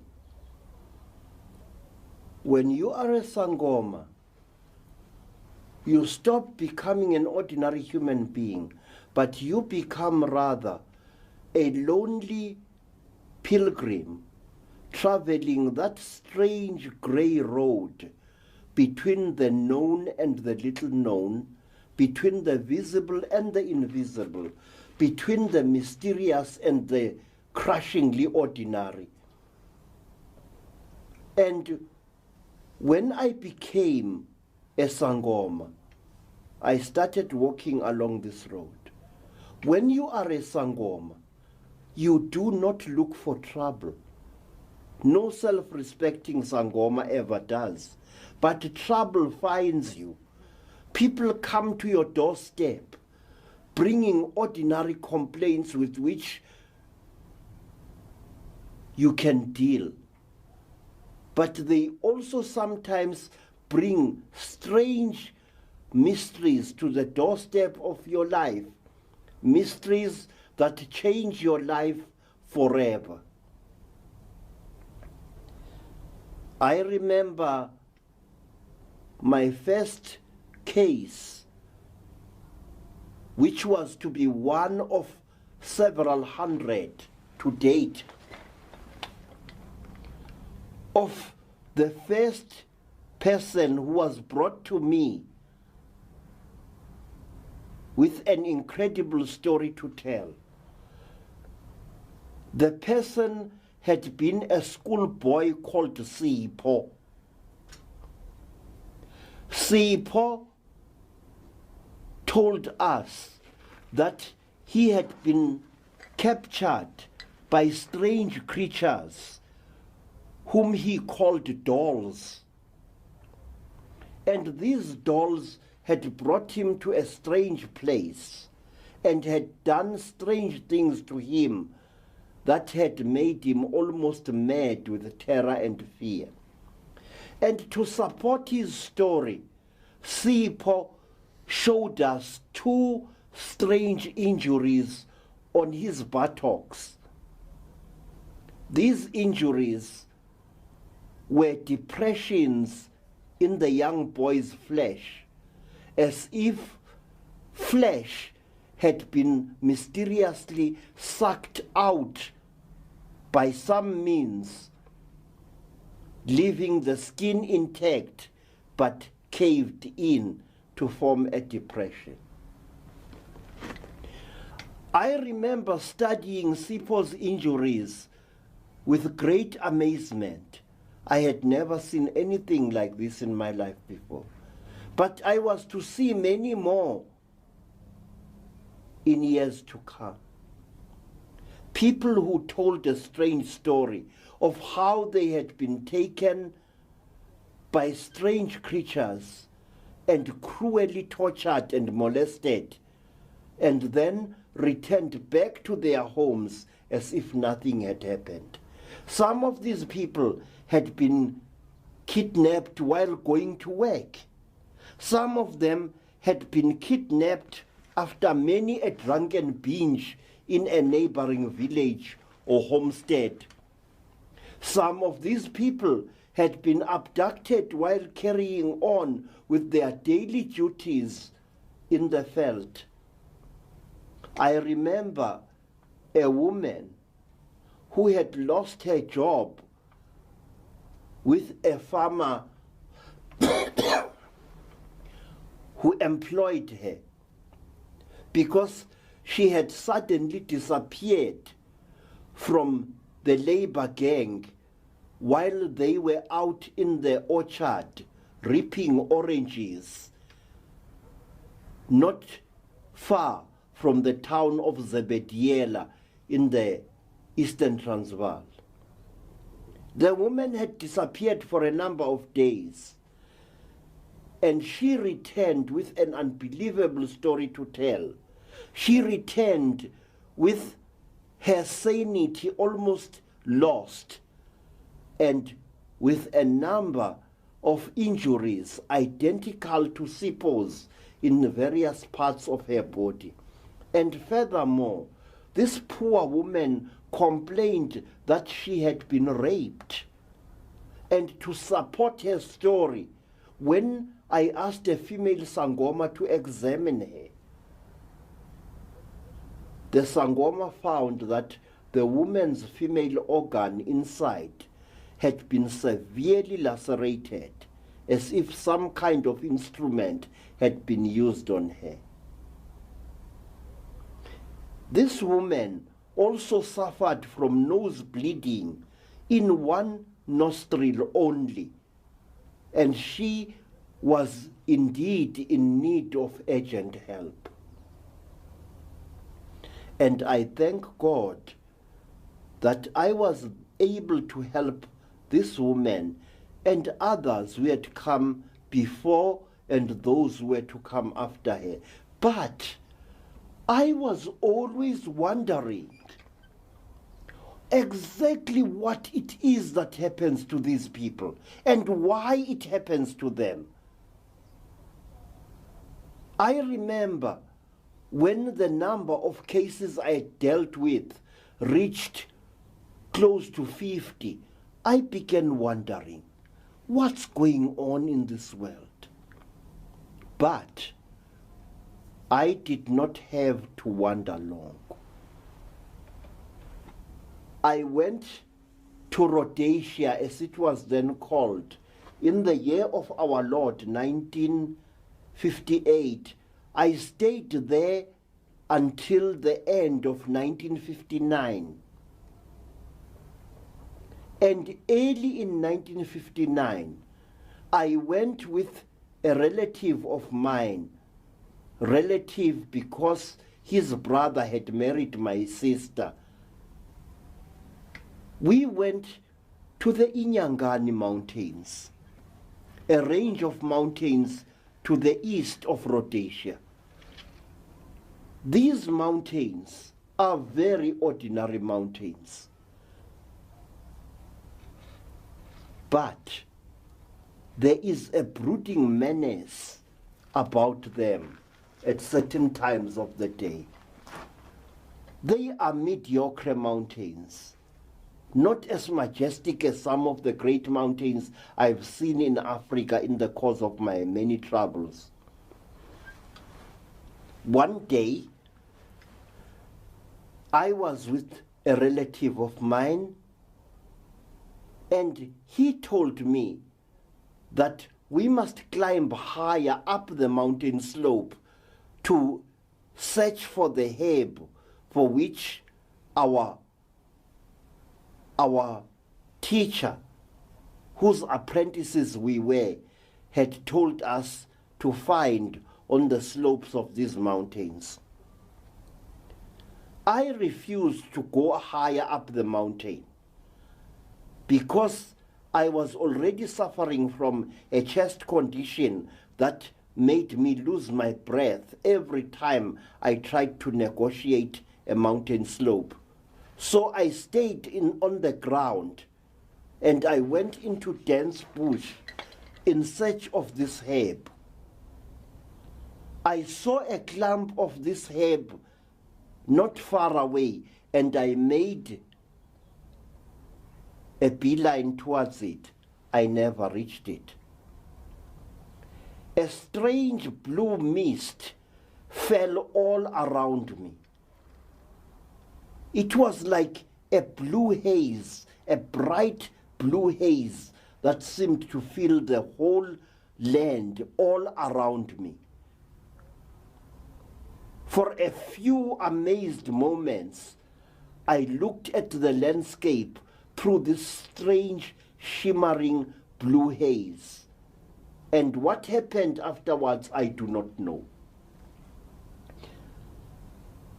I regained consciousness to find myself lying upon what looked like a metal working table, a smooth table of grayish silvery metal, of the type that engineers and metal workers work upon.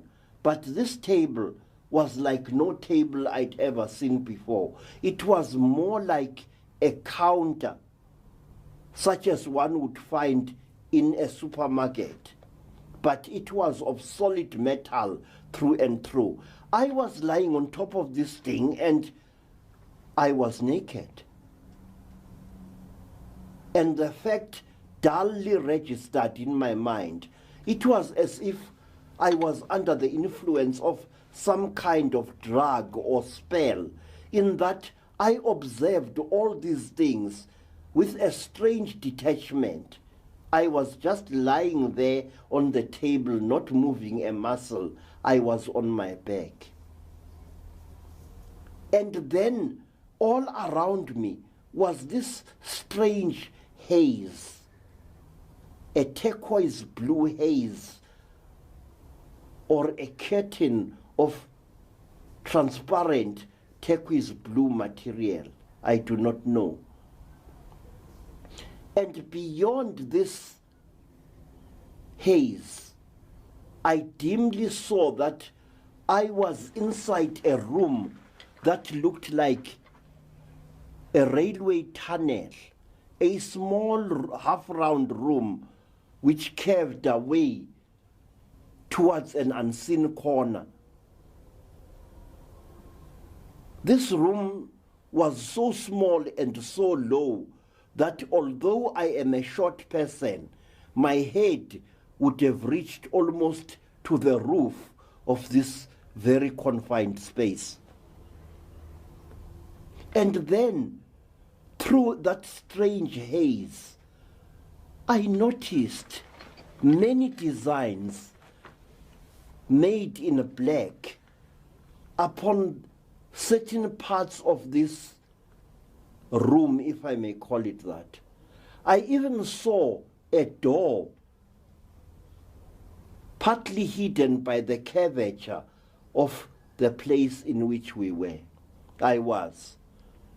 And there was something on that door, decorations or writing done in black against the silvery metal. And then, through the haze, I saw things moving. They looked like dolls. They looked so incredible that I couldn't believe what I was seeing. My mind faintly registered the spectacle. I wasn't even scared, just mildly surprised and stupefied. These things were moving towards me. There were 5 of them, and before I knew what was happening, one of them, the tallest and the largest by far, was very, very close to me. In fact, the damn thing, please forgive my word, was standing less than 8 inches away from me. It was short. It had a very large, round, hairless head. It had long black eyes, jet black eyes. It had small nostrils, no ears, and a slit of a mouth. Its neck was long, almost shaped like that of a crane. And the creature wore a garment which covered it from the soles of its feet right up to its neck. The garment reached up to the creature's wrists. Its hands were bare. The creature came towards me, and for a few moments we stared at each other, and I was conscious of a strange, revolting smell that emanated from the creature, a smell that somehow chilled the blood in my bones. I wanted to move, to run away, but my body would not obey the commandments or the commands of my mind. This creature was something to be feared, I sensed. There was something cold and unbelievably unfriendly in the creature's expression. It was a living thing, of that there wasn't the slightest doubt. It was human-shaped, but its face was utterly alien. For a moment we looked into each other's face, the creature and I, and then I noticed something. That the long black goggle-like things that seemed to cover the creature's eyes were really a kind of goggle.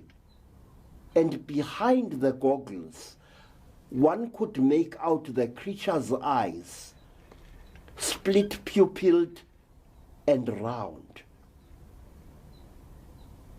And I wasn't given enough time to dwell upon what I was seeing, as the other creatures came all around me. And the next moment, a terrible scream was torn out of my lips as a burning pain seared into my thigh. I turned my head, forcing it to turn, and I saw that one of the creatures had buried something that looked like a flexible cable in my left thigh, and the pain was horrible. And even now, I remember that and much more with a shudder. But the agony did not end there, because the next thing that happened was that one of the creatures, a creature which looked very strange and unbelievably old, I noticed that its skin was peeling here and there, exposing a sort of a pinkish underlayer. There were peels of skin around the creature's mouth, near its left temple, and very close to where its ear should have been if it had been a human being. This creature pushed something into my nose, my right nostril, and there was a burst of pain that was so excruciating that I don't know whether I screamed or not. It was a maelstrom of agony. It was a storm of anguish. After that, my body just became numb. I could feel the creatures doing more painful things in parts of my body. They drained something from my organ of manhood, subjecting me to a deep feeling of horror, shame, and terror. And they did all this with a purposefulness that was almost blood-chilling.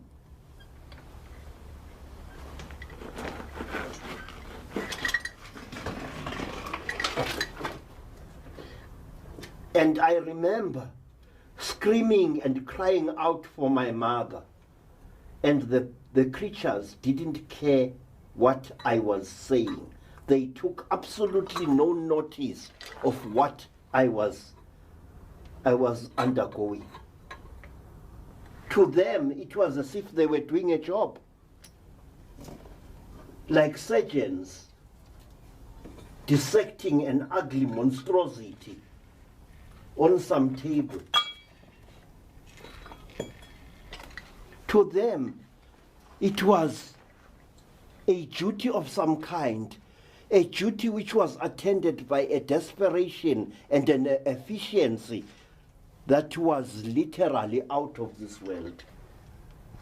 I remember, after what seemed like an eternity of hell and pain, I remember that the leading creature placed its hand upon my mouth, patting my open, screaming lips again and again, none too gently, as if to say, please shut up, you stupid ape. Can't you see we are busy?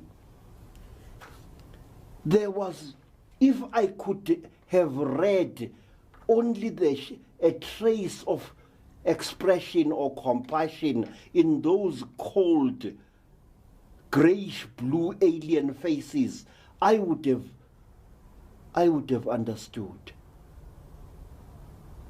But their faces were totally unreadable, and they said nothing. They only seemed to communicate with each other in a series of squeaks and rattling sound and hisses. I remember that in the group there was one of them which took my attention more than all the rest. This creature was wearing a grey silvery garment. But that was not all. It was also wearing a recognizable cap with a visor, a cap of the type that schoolboys used to wear in some schools, a round cap with a little peak like a duck's beak in front. I noticed this and it amazed me. What were these creatures? And when the tallest of the creatures finished petting my mouth, I assumed stupidly that my agony was over, but it was not. Because when human beings or strange creatures like those are busy torturing you, you are in extreme pain. Your pain knows no description. You cannot run. You are utterly captive and helpless. And these things are doing to you exactly as they wish.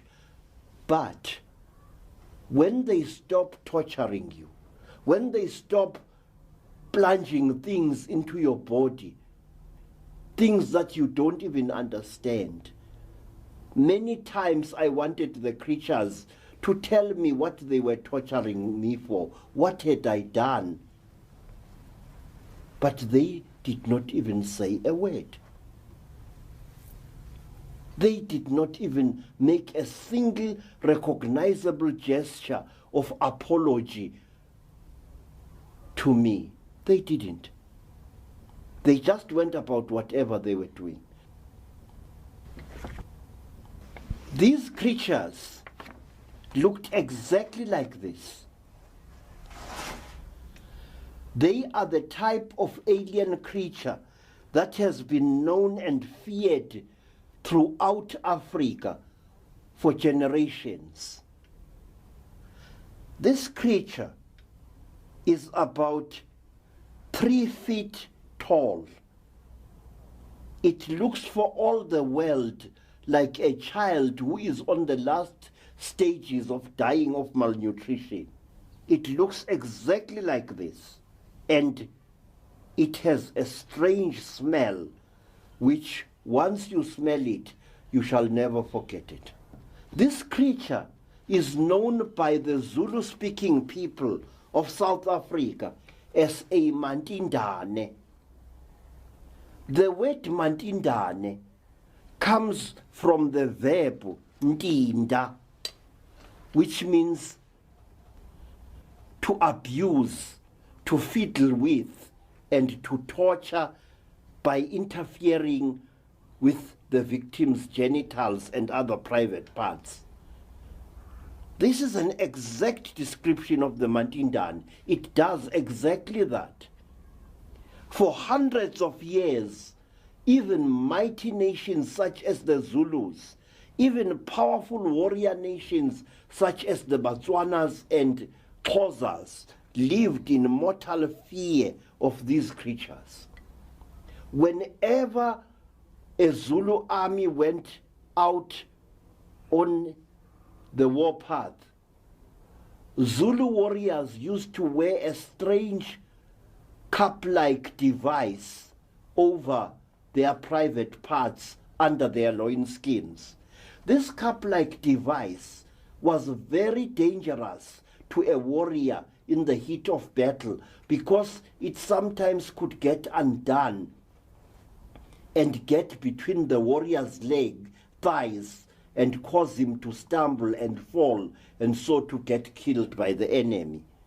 But the Zulus were so afraid of having their semen stolen by the Mantindane that they found this type of inconvenience acceptable, rather than that they should face the trauma of having things done to them by these beings. There is a huge tradition involving the Mantinda, the tormentors of the human race. But let me tell you this. Mantindanes are so real that you actually can eat one. And Zulus sometimes crack a joke.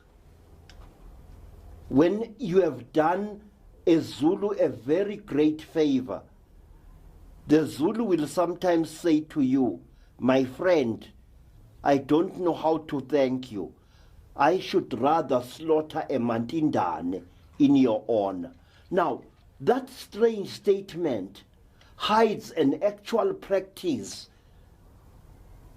which is still being carried on in many parts of Southern Africa today.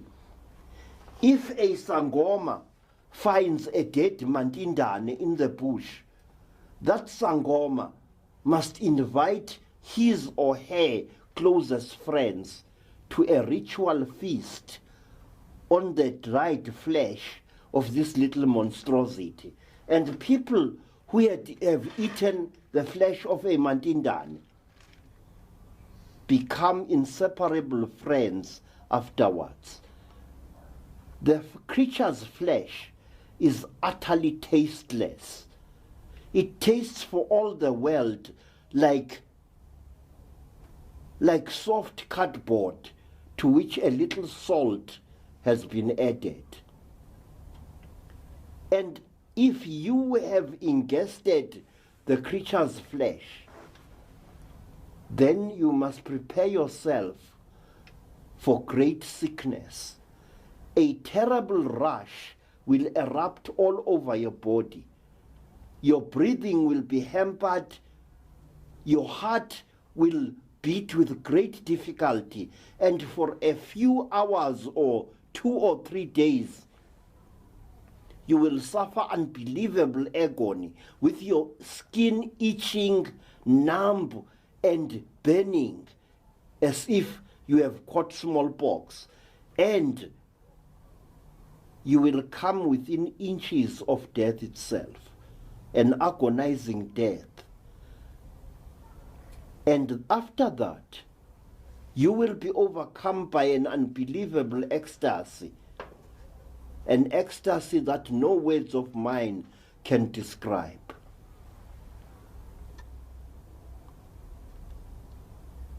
My friends, there are very great mysteries in Africa, and they are still there. They are still going on even as I speak to you.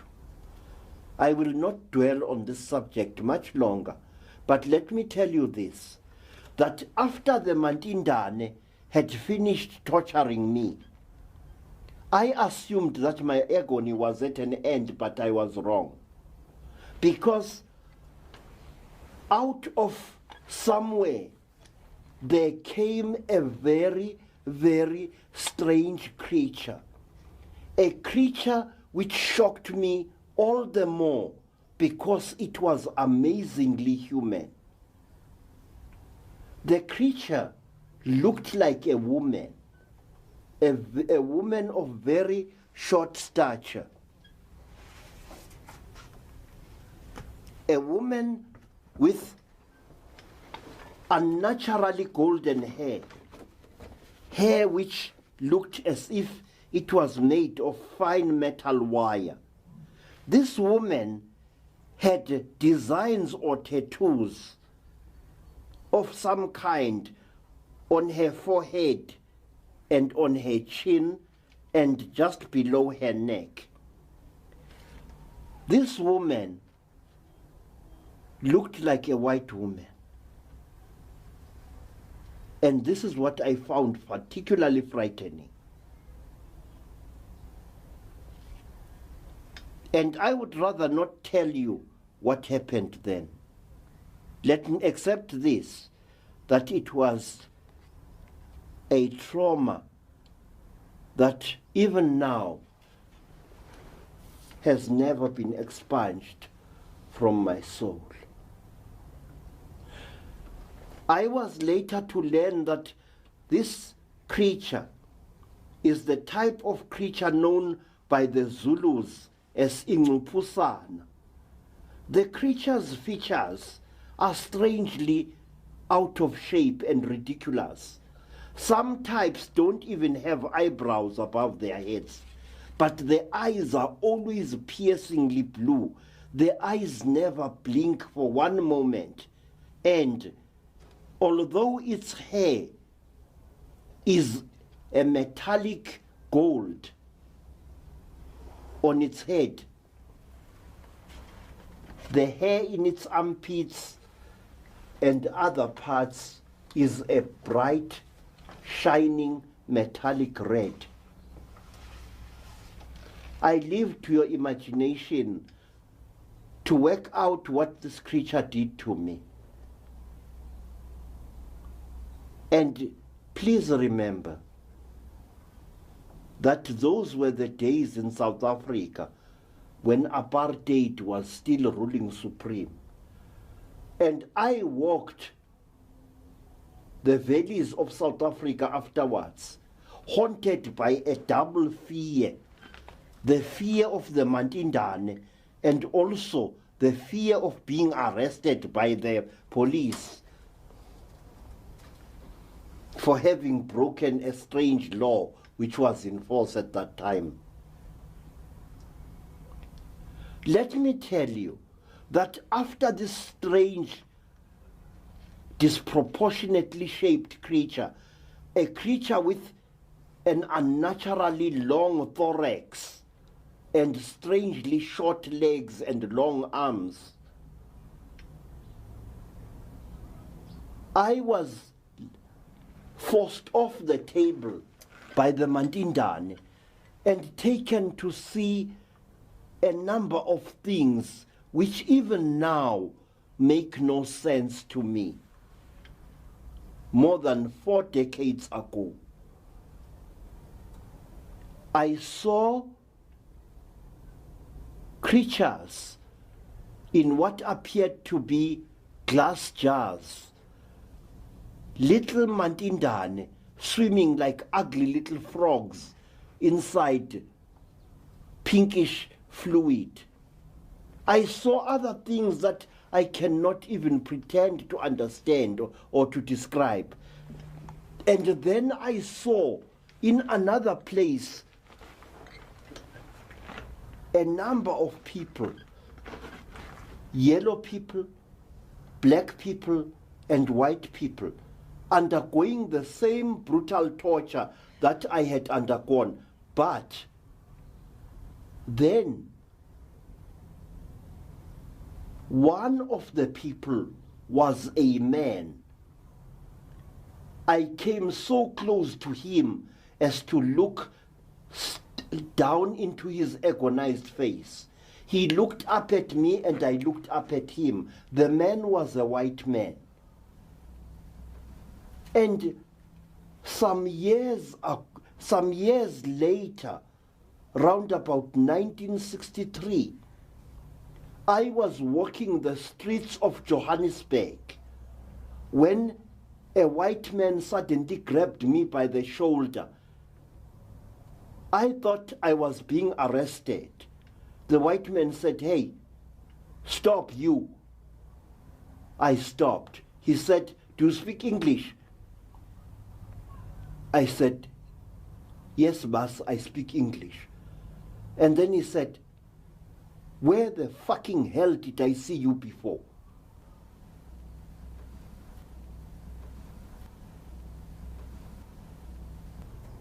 Where did I see you before? Where? I said, "I don't know, boss." He said, "Listen, don't bullshit me, man. Where did I see you before?" I said, "I don't know." He said, "Were you in Rhodesia?" I said, "Many times, boss." And then he looked at me for a long time, his lips trembling. It was obvious that the man was on the very brink of total insanity. There was a wild look in his gray eyes that chilled me to the core of my soul. His lower lip was trembling and there was spittle on it. And then he pushed me away. And as he walked away, he said, "Stupid kafir, we were in hell together." Those words shall ring in my mind for as long as I live. Stupid kafir, we were in hell together. On the corner of Elof and Marshall Street, in the year of our Lord, 1963. The white man recognized me just as I recognized him. We were in hell together. It was one of the strangest events of my life, but many more were to follow. After I had been released from my strange imprisonment and torture. When I found myself back in the bush,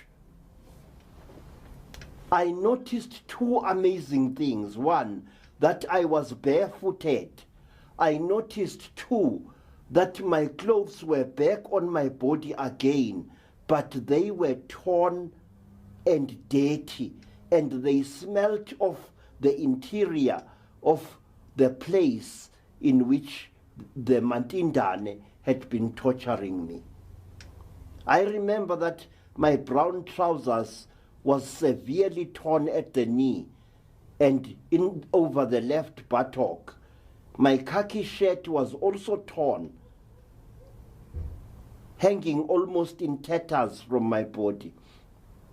I remember that I painfully made my way along a dusty path, hoping that it would lead me to a village or a kraal.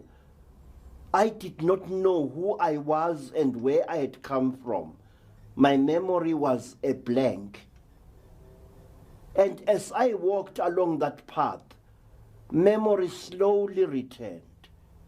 I was Credo Mutwa from South Africa. I was in the land called Rhodesia. And even as I walked painfully hobbling, I came in sight of a homestead, two rondavels, and a square building of mud. And as I approached the homestead, two dogs came at me like thunderbolts. One grabbed my left leg and tore my trousers with one bite of its jaws. I fell to the ground and feebly tried to fight off the dogs, but the animals appeared bent upon murdering me, and I did not wonder, because I smelled strange. A strange alien smell hung over my entire body. I was grey and ashen, as if I had rolled in an ash heap for a number of days. I stank and I was very dirty. My identity documents were gone from my pocket, and so were the keys that I always kept in my pocket. People came out to drive away the dogs, and one of the people, a man, recognized me, and he escorted me towards a distant village where he had seen me living. It was the home of my teacher, a lady of the Makaranga tribe. The man asked me where I had been. I said I did not know. The man told me that I had been missing for 3 days, if not more, and that the tribal police had found my boots on the mountain slope, but the boots had not been unlaced. It was as if some force had sucked me out of both my boots and socks, leaving the footwear and the socks standing there in the veld. It was this that had shocked the denizens of the villages. When I returned to my teacher's home, once more every dog made for me. One actually gave me a painful bite on my right calf, on the calf of my right leg. And then people ran away, some of them, at the sight of me. And it was only my teacher, Mrs. Moyo, who had the presence of mind to take me into one of her huts to have me bathed for over 2 hours in soap and warm water to remove the layers of dirt that now covered my body, and also to remove the stench that hung over my whole person. I was smeared with brilliantine from head to foot in order to kill the awful alien odor that hung over me.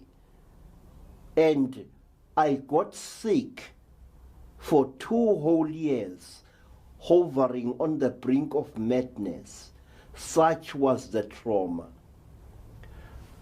After my horrible experience, I was to meet other people who had undergone similar experiences.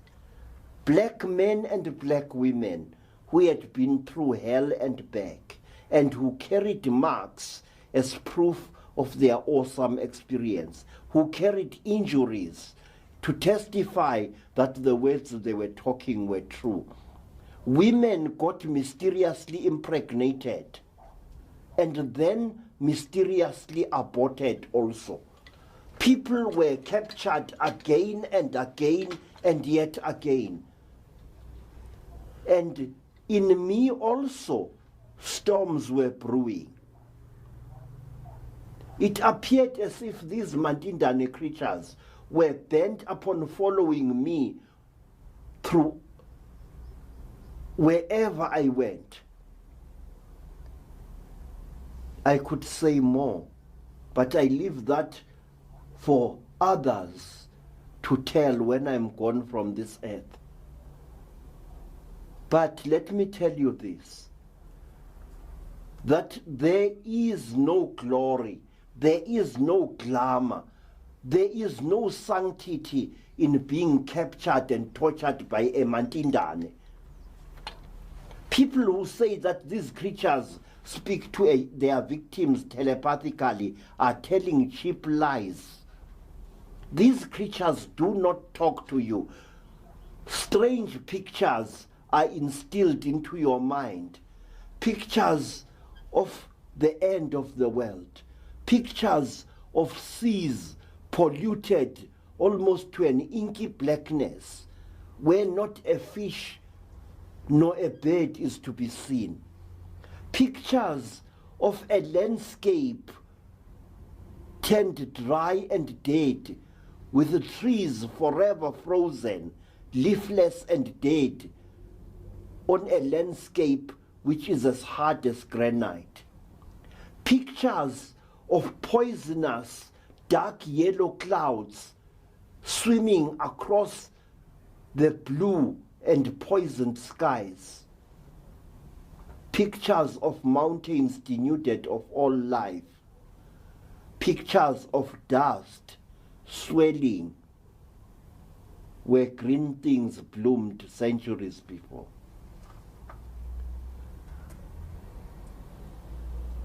When you have been captured by the Mantinda, you want to find out exactly why this happened to you. As a traditional African, I am taught to accept this, to only know that for some reason I had been chosen by these godlike creatures for some kind of sacrifice. But I refuse to accept this. And so I went from people to people, from group to group, trying to find comfort, hoping to find sense out of something that really made no sense.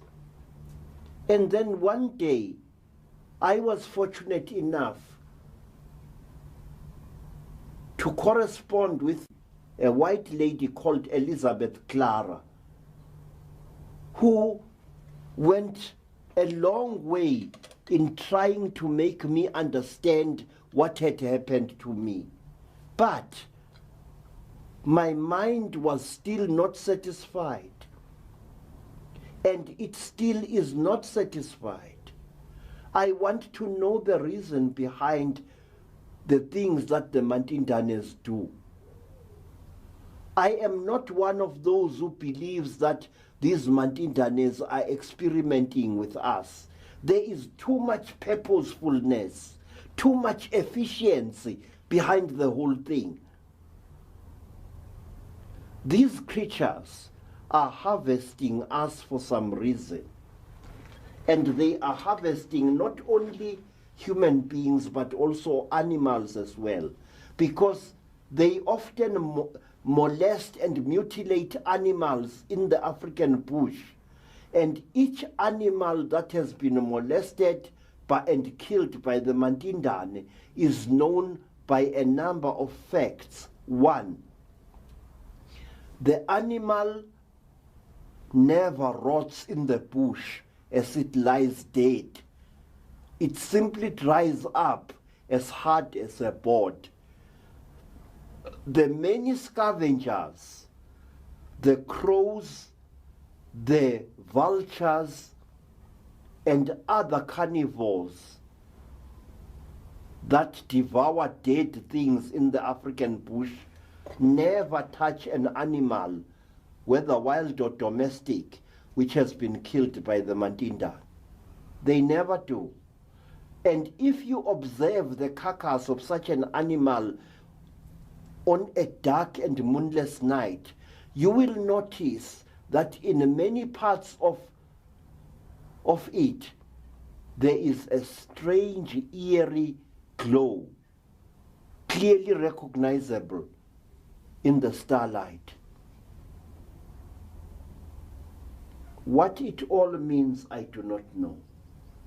All I do know is that somewhere out there are creatures of an extremely high intelligence, creatures that have haunted the lives of our remote ancestors for hundreds, if not thousands of years, creatures that still haunt our lives at this day and this hour.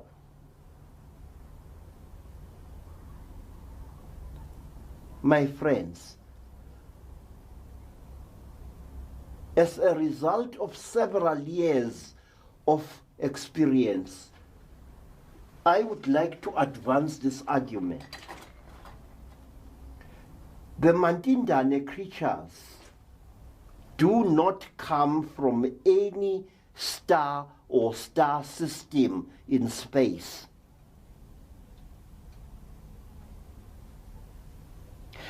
I say that these creatures come from our future.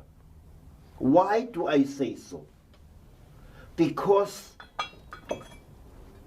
this creature arrives on Earth completely protected by a helmet and a suit of what looks like metal, flexible metal of some kind. The creature's hands, feet, and head are completely protected against our Earth's atmosphere. So is the Ngadlangadla here. It is completely sheathed in heavy metal.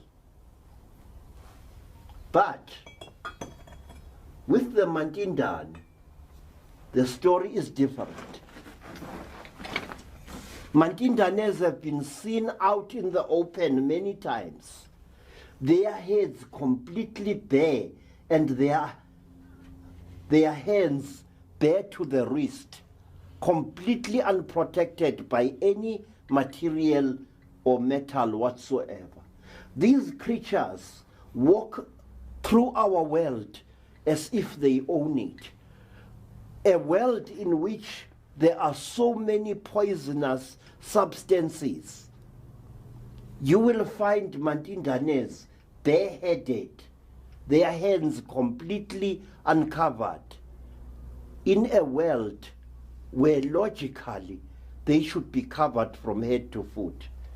These creatures, furthermore, are capable of impregnating earth women. They seek fluids and flesh from us human beings. If these creatures were a species of creatures from some far planet, they wouldn't do that. They wouldn't be able to impregnate our women. They wouldn't be able to do what they are doing to us. These are our descendants. And when you have been worked over by them, you will understand that what they are doing to you, they do it with angry consciences. They are taking revenge upon us for what we have done to our future a few thousand years from now. And I'm firmly convinced of this, and all things that have happened to me since that terrible day have served to confirm that these are our descendants, not aliens from some far galaxy, no. Now, one last thing, let me tell you. There is a race of alien creature to which the Ngupusana creature belongs. A race of creatures who are tall, with metallic golden hair and bright blue eyes. These creatures are often seen in Africa. They are known all the way from the Congo Republic right down to Ciskei in South Africa. And black people of many tribes call these creatures by a strange name, a name by which they have known them for hundreds of years.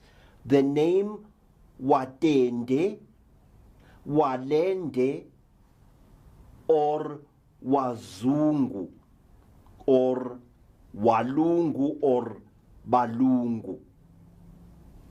Now, when Africans met white people from Europe, they transferred to the white people the name by which they had known these blonde-headed, blue-eyed extraterrestrials. The name was Zungu, Watende, Walende, and Balungu, or Belungu. Now, what does the name Watende mean? It means the people of the whirlwind. So does the word Mzungu, which is used by many tribes in Zimbabwe and elsewhere to refer to white people. So does the Zulu word Mlungu or Umlungu. It means the righteous one of the whirlwind. Why? Because when a ship, a spacecraft belonging to these beings descends upon Earth, it does so at a fast spiraling rate. And as a result of this spiraling, it causes a whirlwind to form, which often damages African hearts. So you see, the black people first became acquainted with extraterrestrial white men and women before they met the real article. And what a meeting it was. Very explosive, as any history book will tell you. Thank you.